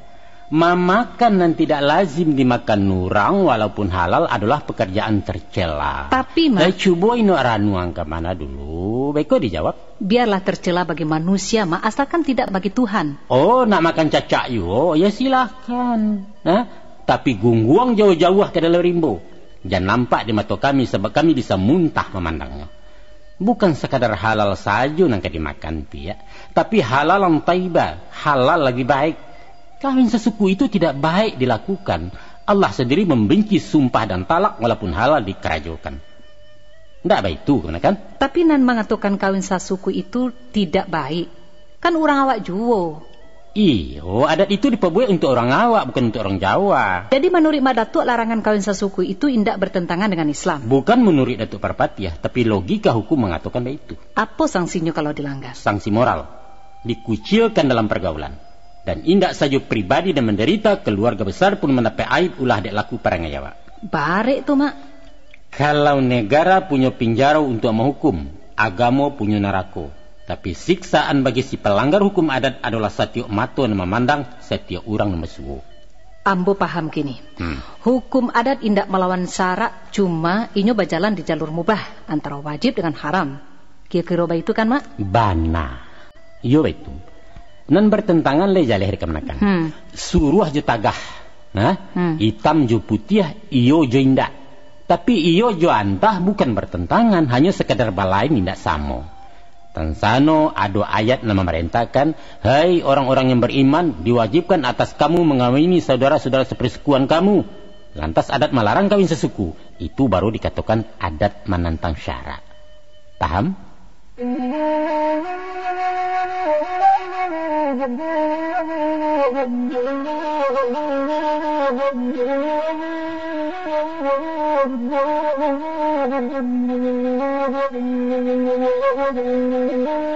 Kini beralih ke soal lain, Mak. Soal apa lagi? Soal pagang gadai. Boleh ya? Nggak ada. Menurut pendapat Amo, Mbak pagang gadai itu hukumnya haram. Di mana tak haramnya? Riba. Definisi riba itu apa? Nah, dikatakan riba yaitu praktik pinjam meminjam, di mana pihak si peminjam wajib melebihi nilai pinjamannya saat memulangkan berdasarkan perjanjian. Apa kelebihan nilai pinjam dalam pegang gadai? Hasil padi dari sawah nan dipagang. Ya, mbak paham tuh. Malah menurut kaji dan bodanga, seseorang nan meminjam jawih kuruh dengan syarat harus mengembalikan jawih gapua, maka kelebihan dagingnya itu termasuk riba, kecuali tanpa perjanjian, namanya hadiah. Nah, kalau baitu apa sebab pagang gadai dilakukan orang Jo? Itu artinya adat lah melegalkan perbuatan maksiat. Sebenarnya ada beberapa dalil yang menghalalkan pagang gadai. Umumnya orang berpendapat bahwa transaksi pagang gadai itu namanya hibah. Hibah atau hibah? Hibah artinya pemberian lepas. Tapi kalau hibah, saling pinjam dan saling memanfaatkan. Pihak yang menggadai mengambil manfaat dari piti gadaian, sedangkan si pemagang mengambil hasil dari sawah yang dipagangnya. Alasan itu lemah dan tidak akurat, Mak. Bakilik-kilik jo Tuhan sekadar maindakan dosa. Tunggu dulu, nambu taruhan. Taruhkan lah, Mak. Nah, pendapat yang lain menghukumkan darurat karena tapasuh. Tidak ada jalan lain untuk mendapatkan pinjaman kecuali melalui pegang gadai. Karena darurat, nan haram bisa jadi halal, baitu? Boleh, babi pun menjadi halal kalau tidak ada makanan lain sekadar panang kalapa. Baitu juga halnya dengan bank. Hampir sepakat para ulama menghukumkan bunga bank itu riba. Tapi sementara alun ada ditemukan sistem alternatif pengganti fungsi perbankan, maka dihukumkan fiddarari, artinya halal karena tapaso. Tanpa bank ekonomi lumpuh. Kini kalah ada bank syariah, Mak, dengan sistem bagi hasil. Itu sebabnya bunga bank berbalik haram. Baiklah. Kini ada dua alasan syar'i nan menghalalkan pagang gadai. Itu satu pendapat. Ya. Tapi ada pendapat lain nan menolak bahwa pagang gadai termasuk kategori riba. Nah, Mamak sendiri tagak di mah? Sebagai orang awam, ambo mengikuti praktek nalah berjalan salamonangko. Mak Datuk bisa mempertanggungjawabkannya di hadapan Allah. Dan bertanggung jawab adalah alim ulama, sebab alun pernah keluar fatwa dan mengharamkan pegang gadai. Tapi sebagai pemimpin adat, Mama tidak bisa berlapis tangan, Mak. Persoalan halal haram urusan malim jetuangku. Kami nenek Mamak tunduk ke beliau. Balik ke pokok masalah, Mak. Jadi dilihat kepada hukum adat, alasan menggadai alun bisa dikatakan darurat. Sebab keperluannya bukan untuk hal-hal yang mendesak. Masa untuk mengisi atau bocor saja harus pakai menggadai-bagai? Iya. Nah, coba mau terangkan substansi pegang gadai menurut adat. Nah, pada prinsipnya harta pusaka tinggi itu tidak boleh dipindahkan ke orang lain. Lafaz undangnya, dijual tidak dimakan bali, digadai tidak dimakan sando. Sando itu apa, Mak? Sando artinya sandra, jaminan atau agunan. Tarikanlah, Mak.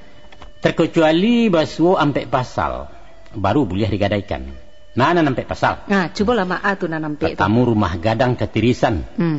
Gadih gadang indak balaki, mai tabuju ate rumah dan adai indak berdiri. Artinya tu, Mak? Artinya kalau indak ada biaya merenovasi rumah gadang, untuk paralik mengawinkan kemanakan padusi, untuk upacara kematian dan untuk bertagak pengulu baru, boleh menggadai. Kampe pasal tu urusan enteng nanda paralu menggadai itu, Mak. Itu menurut kondisi kini. Tapi kita mengaji Minangkabau tempo dulu dimasuk aturan pegang gadai di buat orang.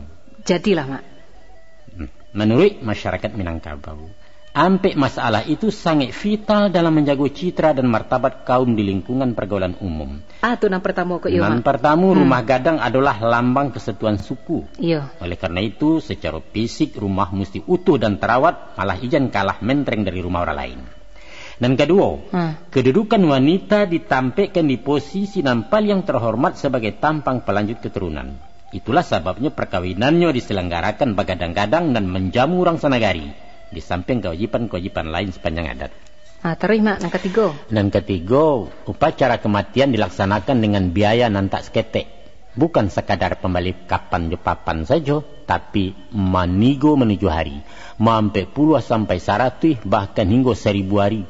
Selama itu pula diadakan alek jamu. Orang siap pembaca tahlil, mencabiak kapan, memandikan mai, menyumbayangkan talakin segala macam, seadanya mai nupah ndak ada namperai. Iya. Dan kampe, batagak pengulu membantai kabau, memancang alek berhari-hari, mengundang ragam kesenian, membali kelengkapan datuk baru. Nah, dek kasadonyo perlu biaya banyak, sedangkan bareknya indak tapiku koringannya indak tajinjiang, maka disinalah saatnya menggadaikan sawah pusako. Guno kain penidiam yang guno harato palampok malu. Itu kan dulu, Mak, sama seorang bodoh-bodoh banyak kurafat jo bid'ah. Kini negara itu kalah berubah, lah maju, lah reformasi bagai kata orang. Kesadaran bagamulah tinggi dan orang berpikirlah ekonomis dan lah saatnya karajo mubazir ditinggalkan. Pakang kadai indak paralu.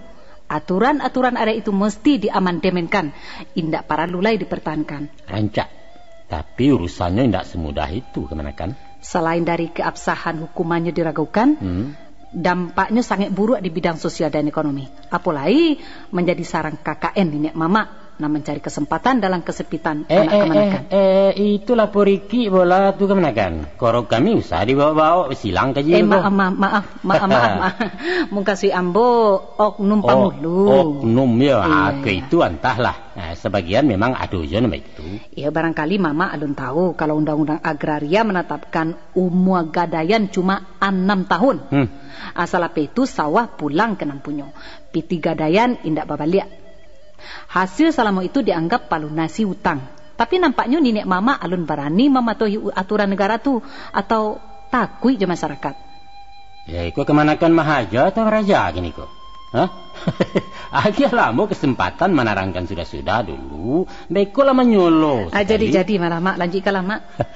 Adapun latar belakang pasal demi pasal na membuliahkan manggadai tadi dipahami kiasannya usah membaca nanta sure. Begitu mak. Sebab kalaulah hanya sekadar pembali salayato, paralek nan relatif bisa gadang bisa ketek. Betul. Menyelenggarakan jenazah non fardu kifayah atau membali sikwa kabau de orang banyak sepusukuan, indak perlu menggadai banado. Iya. Tapi makna hakiki nan tersimpan adalah kalau basuh keadaan gawat darurat nan dikiaskan kepada pasal-pasal tadi. Iya. Yaitu rumah gadang terancam rubuh de atoknya bocor ndak capek di sisi. Kasau lapuak jariau patah tunggak cahaya lantai binaso gadalah rugi akibatnya. Gadih bau mua nak capek dijodohkan bisa mengundang malu orang sekaum. Dek kacang panjang indak bajunjuang gagangnya melilik rumput jelo bajelo di pematang lanyau de jawi tak batali. Mai tabujua indak takubua. Jadi bangkai busuk baulek tak seso orang jabaunnya. Nah, kalau pengulu indak tagak hilang pimpinan pesukuan umpama ayam tak barindua bak pintu tagajai pasak urang kalalu lalang saja. Kasadonyo itu gambaran dari satu kondisi yang dikatakan gawat darurat tadi.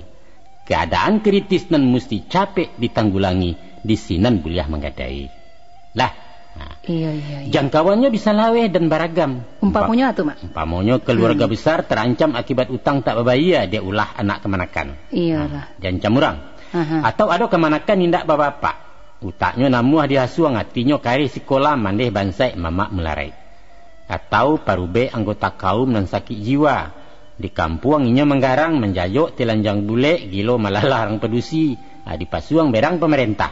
Paralu kagak duit diamankan. Dan lain sebagainya. Sedangkan bapitih saku pengindah untuk kemakan saja susah, tak dapat pakai batenggang lain. Maka di sinalah patut boleh menggadai. Apa boleh buat? Dipasok keadaan. De anggaranlah defisit, tak pasok aset dilego. Iyo kan mak? Tentulah iyo. Kama kepailai. Itu teori mak. Tapi prakteknya di masyarakat. Orang manggadai de ingin tak puji dalam kampung. Baralik mau undang organ tunggal atau ingin bahondanan ba orang, balaya sawah salupa. Itu karajonan menyimpang. Indak basuh alu jo patui alasan bercari-cari pipi ditembak je Mariam. Nan parahnya, si mama nan seharusnya mengayomi kemanakan malah beliau nan kareh nak menggadai. Dek pengulu merestui gue. Dek apa? Capek-capek manikan sore nak mendapat. Nampak sekarang atas sirah-sirah ya mak. Oknum. Jadi nampaknya adat indak baik itu saja membuka pintu pagang gadai ya mak. Sayang dispensasi itu disalahgunakan deh orang. Betul. Memang nan sabana hakikinya menggadai itu adalah ibarat pintu emergensi, pintu darurat nan hanya dipakai di mata sesak, bukan jalan umum melenggang panjang. Tapi jangan salah. Ada di satu daerah orang sama sekali tidak membenarkan menggadai. Seakan-akan diharamkan di masyarakat. Apa dasar pelanggarannya mak? Nenek mamanya menerjemahkan alasan adat buliah menggadai tadi lebih ekstrim dan mutlak. indak buliah. Ba'a terjemahan menurut beliau. Nah, katanya macam itu. Kok rumah gadang kecerisan indak ada lai orang kilaki nan kema menjatuh. Iya. Kok mai tabuyu ate rumah ndak ada lai orang kilaki nan ka mengubuakan. Kok gading gadang indak balaki ndak ada lai orang kilaki ke suaminya. Kok adai indak berdiri karena ndak ada lai orang laki-laki ka jadi datua. Maka di saat itu buliah menggadai. Bilo masuknya tu mak. Tunggu kiamai. Sesudah orang laki-laki lah punah dari muka bumi. Mungkasihnya? Mungkasihnya indak buliah menggadai karena adat tubana nama larang lewat fatwanya nan nampak macam tadi. Itu nan baktua mak. Sesuai je hukum adat nan mamak sampaikan tadi. Bahwa harato pusako indak buliah dipindahkan. Inyo dijual indak dimakan bali, digadai indak dimakan sando, kan itu mak? Batua. Tapi kita indak boleh terlalu kaku menyikapi fenomena di masyarakat. Muka suiknya mak? Mesti berpikir realis, basi yang ate tumbuh batimbang ate nanado. Lihat sikonnya. Tapi ambo setuju diambil mati kalau ada cara antisipasi pegang gadai. Nah, umpamonyo kalau tagak kelompok-kelompok sosial, lah ada koperasi simpan pinjam dan bonafit. Peduli dun sana di rantau yo keadaan orang kampung atau pemerintah lain memikirkan orang miskin. Iya. Pagang gadai disilang ngampe di negara itu. Tapi sungguh pun baik itu mak ya. Kami harapkan agar para pemangku adat berkenan hendaknya membatalkan aturan adat nanlah kada luar satu. Atau setidak-tidaknya mengeluarkan fatwa adat guna mempersempit peluang terjadinya pagang gadai. Sehingga indak menyansarokan anak kemenakan. Insya Allah.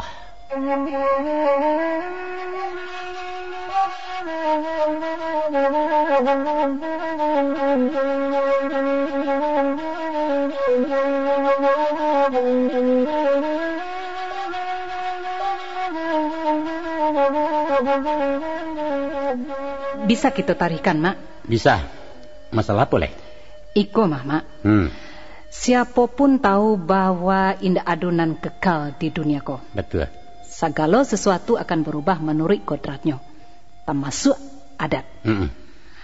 Akan tetapi orang Minangkabau menantangnya dengan pepatah nan menyebutkan adat nan tak lakang dek paneh, nan tak lapuk dek hujan. Ba'a tu pak. Adat indak menantang sunatullah.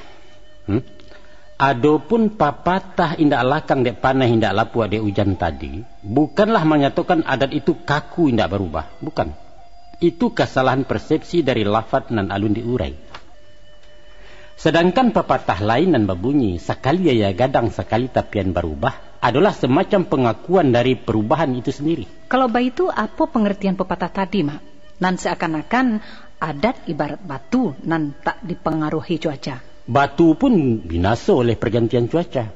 Kalau inyo dipanggang kemudian disiram, maka batu akan pecah-pecah menjadi pasir. Dan adat akan berubah oleh peredaran zaman, namun inyo indak hilang. Jadi adat akan kekal abadi? Inyo indak abadi tapi lestari.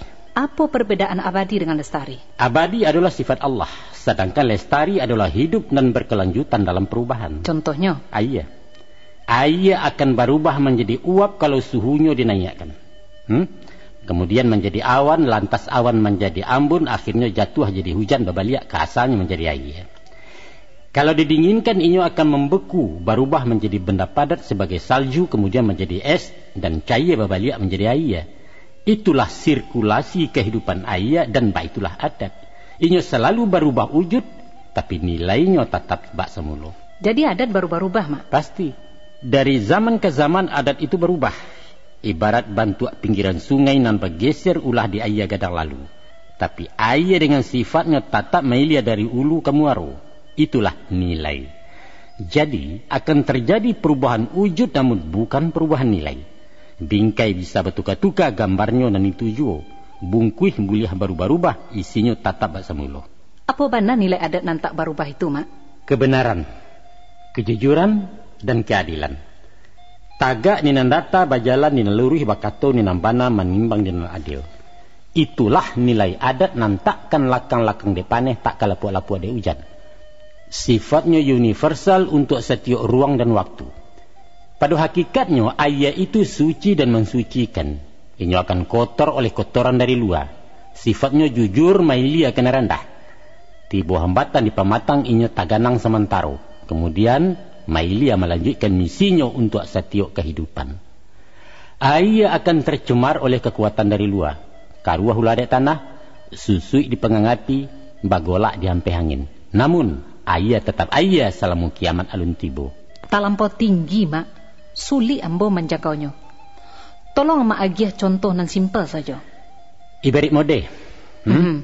Dulu sebelum merdeka, potongan Sarawak orang kilaki biasa-biasa saja. Saimbang ateh jo bawah, dalamnya sedang elok, namanya Sarawak Pintalon. Sesudah Japang Bakiro, batuka mode Sarawak namanya Sarawak Kalui. Lapang di tengah sampai di bawah Basayok Candugurami. Indah lama tiba Sarawak Jengki. Sampai di atas, sampai di bawah je minyak melalui kenya. Iyalah. Jengki bertukar je cut bre. Sampai di atas, lapang di bawah rimbiah menyapu-nyapu tanah. Lalu lamoko datang Sarawak Komprang. Lapang di atas, lapang di bawah, nan bak memakai kain saruang. Kini babaliak bak nalamo. Iyalah. Biasa-biasa normal saja. Seimbang atas je bawah. Walau mode bertukar-tukar potongan berganti-ganti, namun fungsi Sarawak tetap sebagai pembalik tubuh. Betul. Fungsi itulah yang dikatakan nilai bagi Sarawak. Baki kiro. Iya. Paham? Lah paham ambo, Mak. Sabana paham. Tapi baa kalau pakaian indak membalik tubuh, Mak. Ainyo lai baju. Tapi dia teh terbuka, di bawah tersimbah, di tengah tersingkok lah teh. Itu namanya telanjang. Walaupun masih ada kain melake, tapi indak saja nilai pakaian nala hilang, nilai moralnya pun lah kikih, nilai agamanya lah caya, dan nilai utaknya perlu dipertanyakan. Barangkali kira-kira macam iko ya, Mak ya. Biarpun balain caro, tapi orang tetap beradai. Indak orang saja ada pihak awak bagai. Mau kasih ambo ada Minang indak habis selama orang Minang masih ada. Iya. Dalam pembagian adat, nan disabui jo nilai tadi namanya adat nan sabana adat. Mutlak. Sarawak mesti dijai, kok indak dijai indak Sarawak namanya. Iyalah. Itulah inyo nan dinamakan adat nan diadatkan. Iya. Adapun bahannya terserah apa yang ketujuh. Itu dikatakan adat nan teradat. Inyo berubah karena dirubah. Sedangkan mode silih berganti, tibonyo indak diundang, painyo indak diusia, itulah inyo adat istiadat.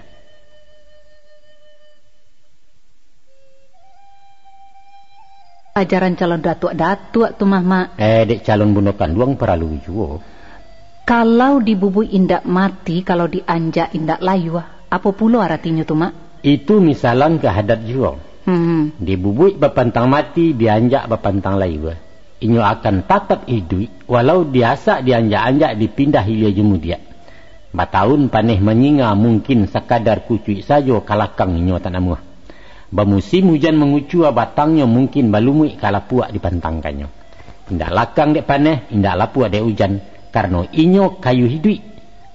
Entah ko larabah tegul yang batang lah tunggu siso panabangan sinan barulah kabinaso. Karena apa? Karena lah mati. Iya. Maka adat sebagai sesuatu yang hidup digambarkan sebagai batang kayu yang tidak dipengaruhi iklim dan cuaca. Iya, sabana si kuliah aja Mama ko.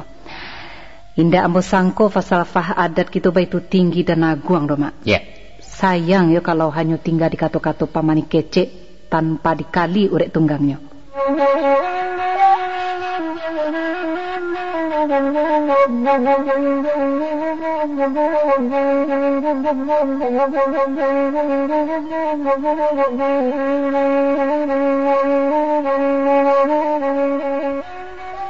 Kalau dibanding-banding mutu budaya orang Minang jauh mana ketinggalannya ya Mak?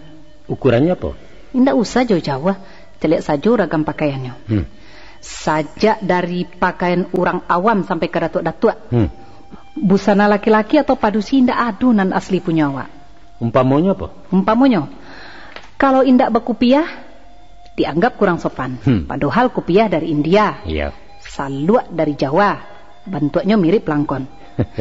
Sarawak batik orang Betawi. Galembong potongan Aceh. Bapakai baju guntian Cino. Basandang Bugih Makassar. Paluak Belango Malaysia. Salimpang Ulos Caro Batak. Sampai pun Solok Pasapi asanyo Terompa Jepang. Manyonan punya awak, Mak. Orang awak laga ada beniru, ya betul? Dan asli madein Minangkabau. Cuma tangkelek cik saja, Mak. Sabananyo bukan dak ado, lai. Manyo, Mak. Coba sih, Mak. Atuh.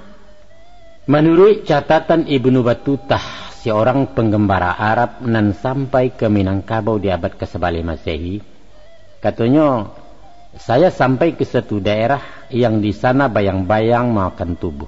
Di mana daerahnya tuh, Mak? Mengkasihnya daerah Khatulistiwa dan itu pasti Minangkabau. Oh, Matoari tape di Kapalo mengkasihnya? Iya.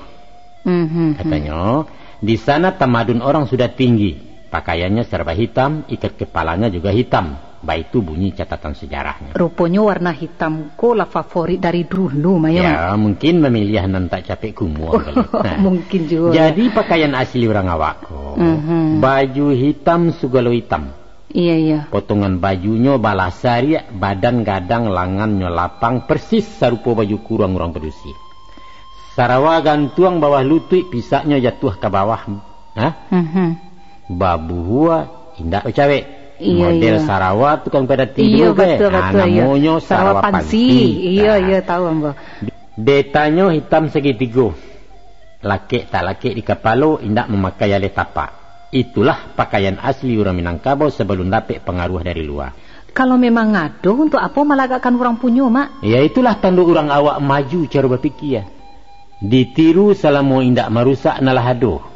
Diserap, diolah, dimodifikasi, kemudian dipasang merek Minangkabau. Indak curang namanya tuh, Mak. Iyo, cara anak sekolahnya manyontek. Indak ada nan orsinil kebudayaan ko. Sadonya tiru meniru hak cipta alam nampunya. Apa saja bersumber dari alam. Dari alam? Dari alam. Contohnya, Mak? Contoh. Sumber lagu je musik asalnya dari bunyi alam raya kuah.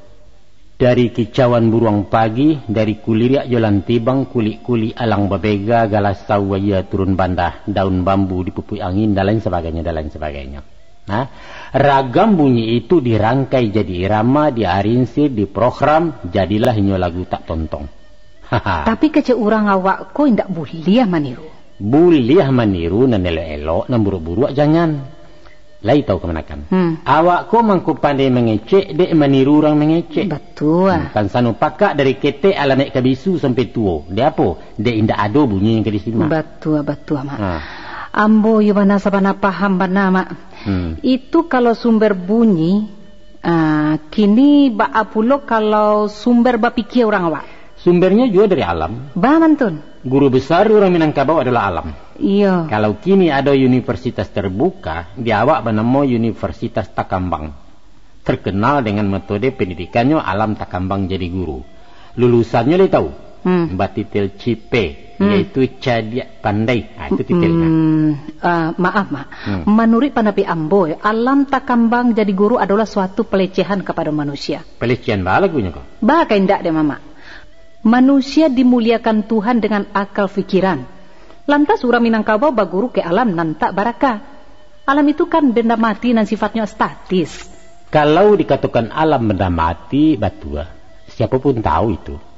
Tapi ketahuilah, di alam itulah berhimpunnya rahasia Allah sampai kita menyawa ilmu. Dari perilaku alam dan statis, kita baraja kebagai guru dan tak pernah bohong. Secara filosofis pendapat Mama ambo terima. Namun daripada memasak barang matah, Mak ya, rancaklah memakan nanta hidang. Apa itu? Buku. Buku adalah gudang ilmu dan itulah guru. Sayang ya, orang Minangkabau butuh huruf. Apa cek kemenakan butuh huruf?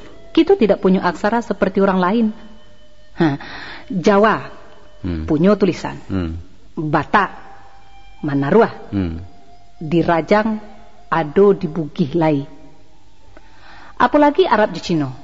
Nah, Minangkabau punya apa? Tulisan Minangkabau itu pernah ada, tapi tidak dipakai. Iyo, sama saja jo indak namanya tuh, Mak. Nan nyato, kita ketinggalan dari orang lain.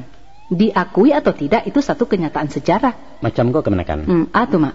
Alam adalah sumber ilmu nan paling murni. Alam adalah ayat-ayat Tuhan dan Allah banana mengatakan. Banyak isi Al-Quran dan menyuruh kita mempelajari alam Takambang. Antara lain firman Allah nambah bunyi, A'udzubillahi minasyaitonirrajim, Inna fi khalqis samawati wal ardi wa ikhtilafil laili wan nahar, sampai akhir ayat nan berbunyi la ayatil liqaumi ya'qilun. Surah Al-Baqarah 164. Pada kejadian langit dan bumi, pergantian malam dan siang, baitupun perilaku alam dengan perputaran musim dan sadonya itu berjalan menurut kodratnya, itulah tanda-tanda kebesaran Allah bagi kaum yang mempergunakan akalnya.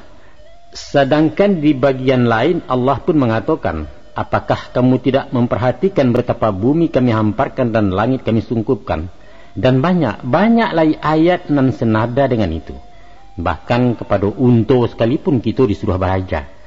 Berulang-ulang kita disaru dengan kalimat afala ta'lamun, afala ta'qilun, afala tatafakkarun ya ulil albab, dan lain-lain sebagainya. Betul, Mak.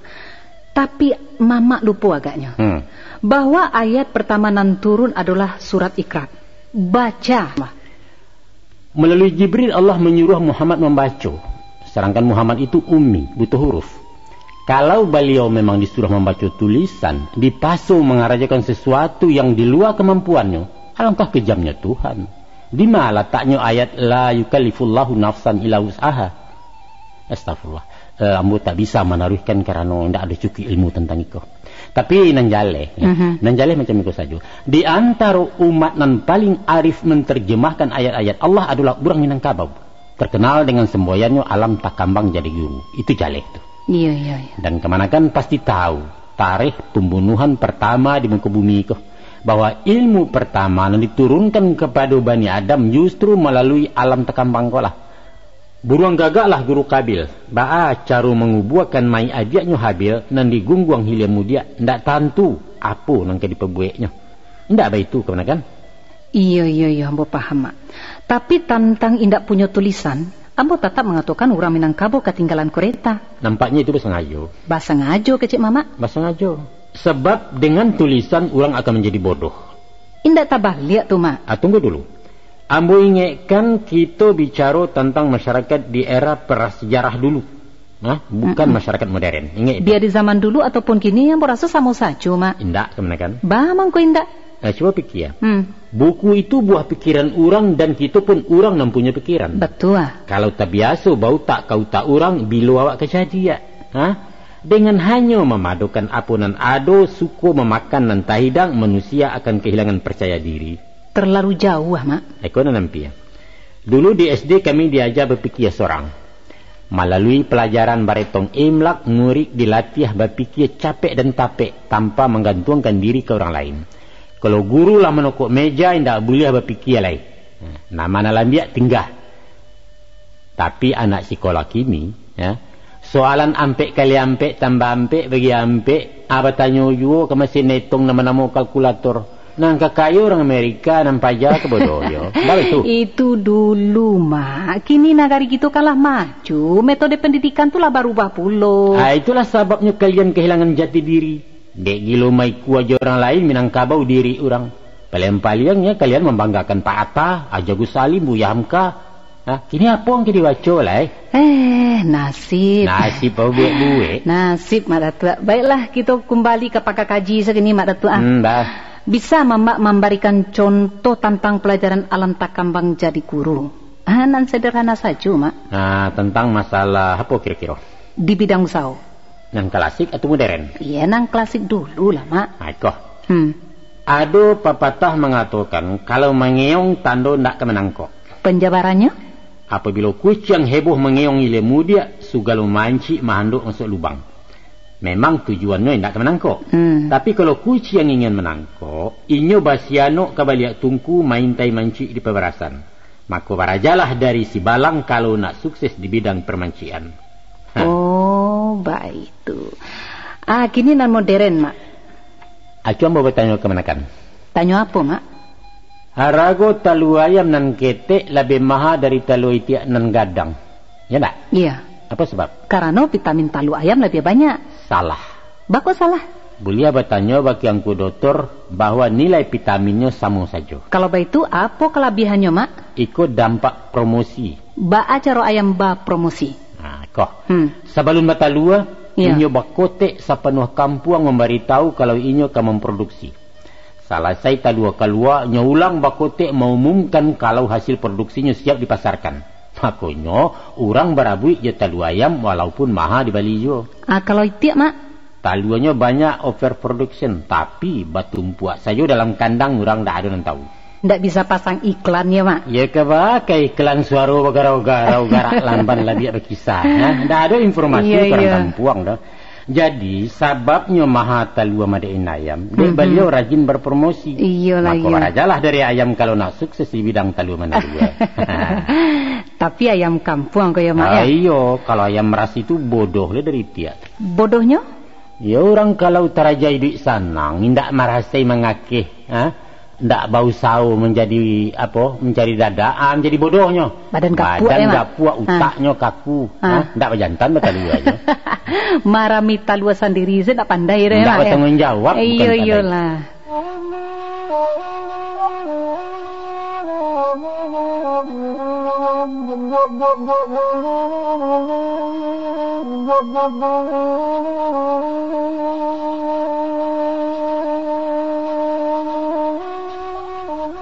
Kok ditaruhkan seketik lai masih bisa mak? Bisa, nanti waktu wasas. Ado cik lai masalah namang ganja pikiran nambo mak. Masalah apa tuh? Masalah pelecehan martabat. Marupanya. Peraturan adat nan mewajibkan perempuan melamar laki-laki. Itu sangat merendahkan kami. Merendahkan baam kasuiknya kok. Lah dicarikan orang suami kok malah memprotes. Di malah tak ragu diri kalau padusi nan manjalang laki-laki mak.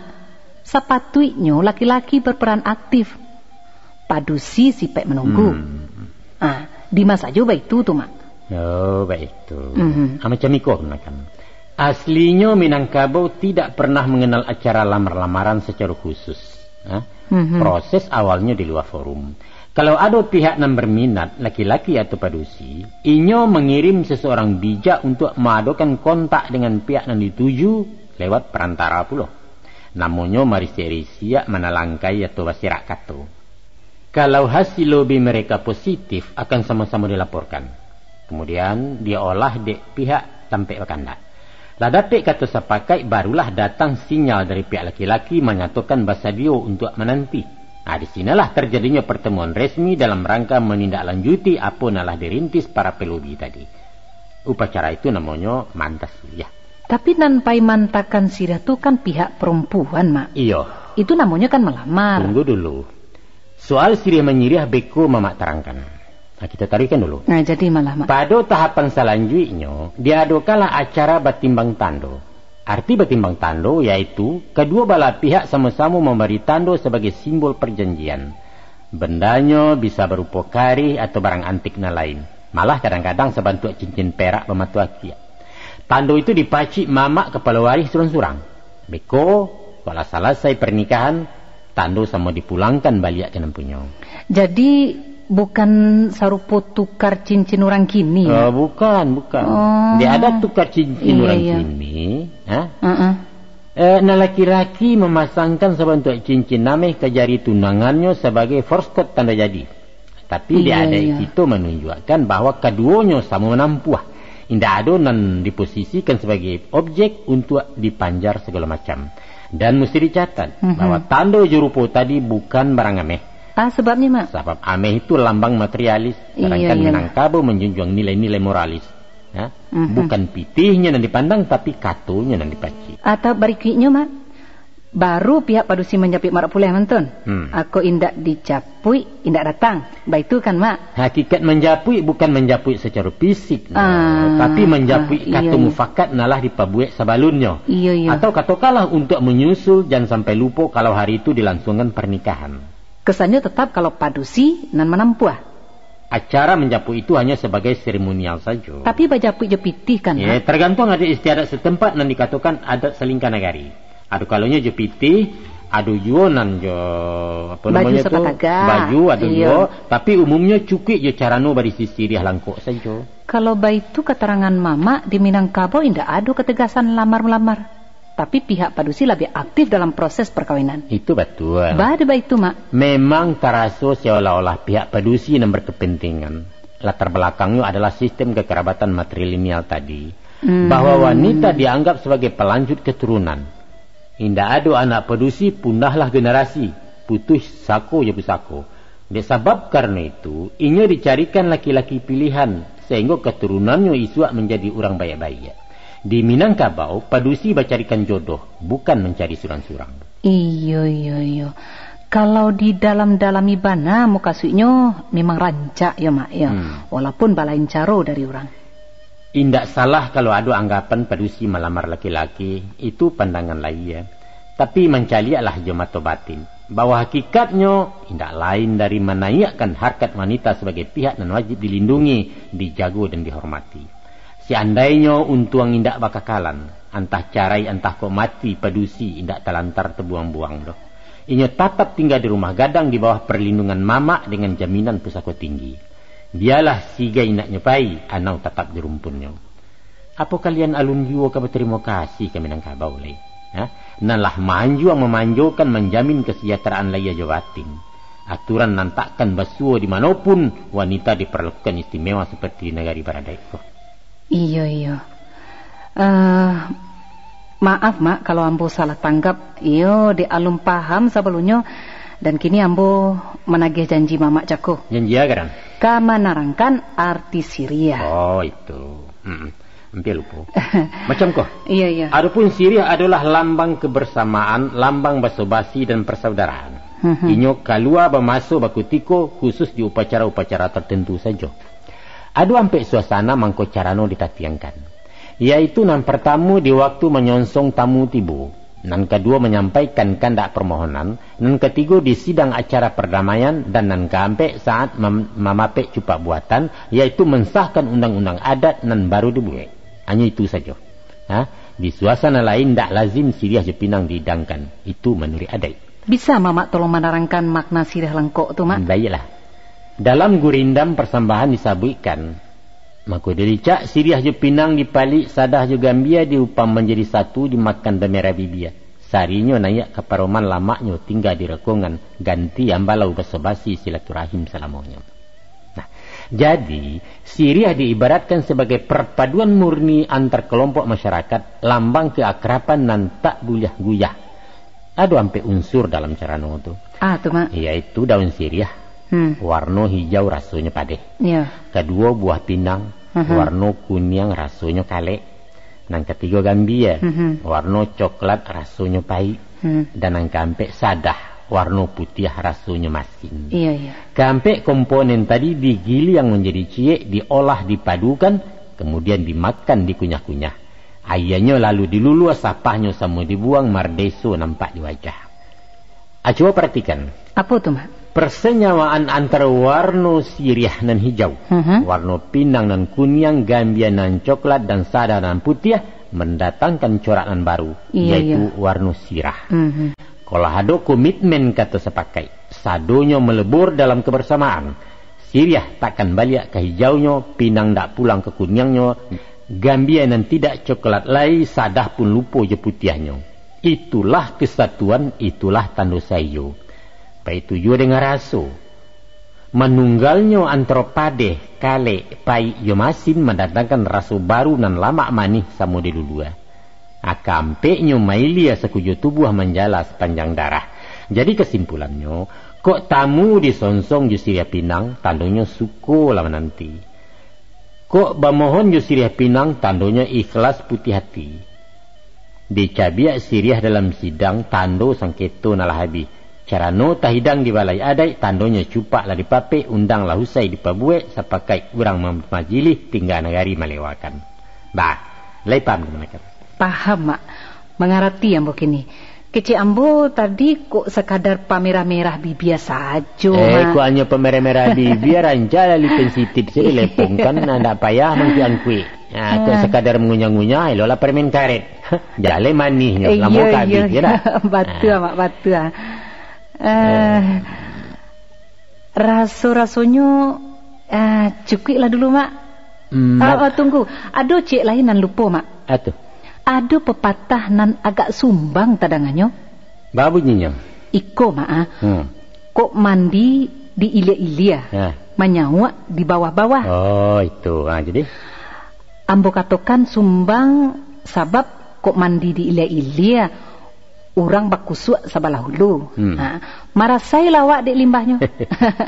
Menyawak di bawah-bawah. Orang di atas sedang mengeluarkan apa lalu. Asal saro lah kemanakan, Mak. Sebenarnya ada sambungan pepatah tadi. Apa tuh, Mak? Yaitu bakato marana-randah berjalan menaku-naku. Ya tolonglah seketik Mamak terangkan. Aku keterangannya.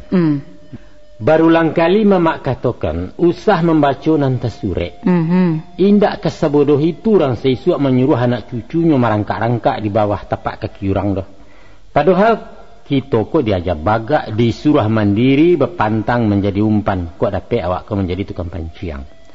Tapi sabalianya indah buliah sombong kita kabua ijan hongeh pembusuang dado hati busuak parangai mauang usah. Adapun pepatah tadi memberi petunjuk ke bakeh tamu di rumah orang yang nak dagang ram pendatang. Supaya apa? Supaya tahu diri awak menompang. Elok-elok di rantau orang jangan nangik tadah dari cangki yang rabat tantang mambiak surang. Iku ajaran budi pekerti pihak. Iya. Dek lai memaci pitua hadat. Kamanapun orang awak pai merantau diterima je suku hati. Disenangi malah dibutuhkan. Coba bandiangkan jo konco kita nan merantau ke Kalimantan, ke daerah Dayak. Dek parangai bak bindalu. Niat jaik sangajo busuak limau dijajah dikalahkan. Kasudahannya dimusuhi dek orang kampung diharak jo tombak lambiang sehingga bajelo mai diparak. Alhamdulillah, salarui salah menangko. Alun nado anak Minang dan di usia tagak orang kampuang itu. Bah, cukup dulu. Cukup, Mak. Terima kasih keterangan Mama. Ikut penutup kata malui lah. Jadi, Mak Datuk. Kalau nak tahu bahagamu mesti pandai bahasa Arab. Sebab hadis di Quran ditulis di bahasa Arab. Nak paham bahasa Arab, pelajari nahu jo saraf, mantik mani saratu munjid jo balagah. Baitu pulo barajadat kopiak. Haruslah tahu bahasa Minang, langkuk sastra gramernya. Pepatah jo petitih, pantun juga rindam, katu bayang, katu bakia, sampai pameo jo kacika. Katunya tasirek tasurak-surak. Rundiang bermisa baumpamo, nan tasurek kajaleh jo. Kok gulai hamba kurang masin keciknya jauh bana piaman gini. Sebab dimasuk zaman sesuak garam dibuat di piaman. Turun hijau turun beli uang artinya membeli kontan. Nan bak mailu awas sonsang mengkasutnya tersuruh di orang sagan. Malah ado nan bedo nan rumi bana pia. Tu Mak. Kato tersimpan tersembunyi balawan lafaz jo mana. Elok keciknya buruak. Acuk jarang mengkasiknya. Kue ibu berang ke anak dikatakannya, santiang labana parangayang yuang, lah pandai melawan kemande. Atau mama menyedia kemanakan. Sambil sengyang dikatakannya, dia cuk bana mama bersilau. Padahal tujuannya menumpala berang bercampuai buati kemanakan ndak pernah menyilaunya. Kamu lain dah, tabalia. Iyo sabana rumi yo. Iyo rumi. Susah menangkuk nanta sirek konolah pulo nanta suruak. Iyo batu-batu. Nambak mengaca bayang-bayang mencari jajak dalam ayat. Tapi justru di sinalah seninyo tuturan kato lamaknya baso jabasi. Kolai arih semua arih manih bak santam ditangguli.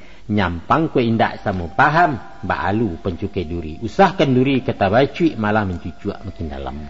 Tolong diage perbedaan antara tasirek jo tasuruak ko maah. Untuk lebih jaleh mama agi 2 buah pantun. Bunyi pantunnya Mak. Tapi je maaf kau nak kemanakan deh.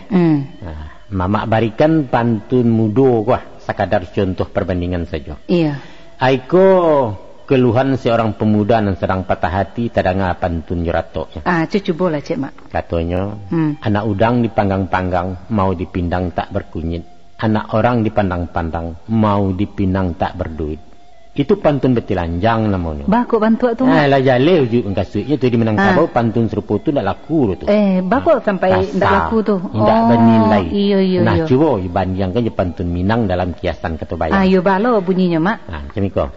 Si kikih tabang marau inggo dibantu pesumayan, manangih kumbang patah sayuk bungola nyato balarangan. Niat kumbang pasti nak ke bunga tapi apa dayo sayuk lapatah indaklah mungkin tabang lain. Iya. Dan sano kok bisa tabang juo bunga berpagar balarangan sio-sio kasiah tak sampai. Apa agak. Tinggi nilai seninya tu Mama. Atau nyoba gurindam bandai-andai maranuang nasib para sayang. Ada ngakan pantunnya. Ba pulo pantunnya tuh. Pantun ko batutua. Oh batutua. Ayo coba lah mak. Ambo ibarat padi salibu bungo dia babungo dia lang musim babuah di ujung tahun. Pure bagantuang ke jurami rangki yang tinggi ke dihadang tampan ke jadi luluak saja. Menyedihkan. Alai paham kasih itu. Iyo paham bana mak. Itulah Minangkabau. Dalam suasana macam mana pun, kato babayang tidak tinggal. Bahkan dalam keadaan emosi naya darah sekalipun, baso sindi atau bau jo. Umpama seseorang kata cakap, katanya, tantang rajo maulak sambah. Ko iyo menjual, ada balik. Apa pula hubungannya jual balik tu mak? Itu kato bagak, kato menantang tu. Lawan lah paham kasihnya. Iya. Kalau dalam bahasa sehari-harinya, ada tidak takut juang doh. Itu isi kalimat. Oh, macam itu. Iya itu. Jadilah mak datua. Terima kasihlah hati wakatunan mama sadiakan untuk ambo. Ya. Terima kasih bantuan mak datua. Banyak banget pengetahuan baru ambo tentang adat kita.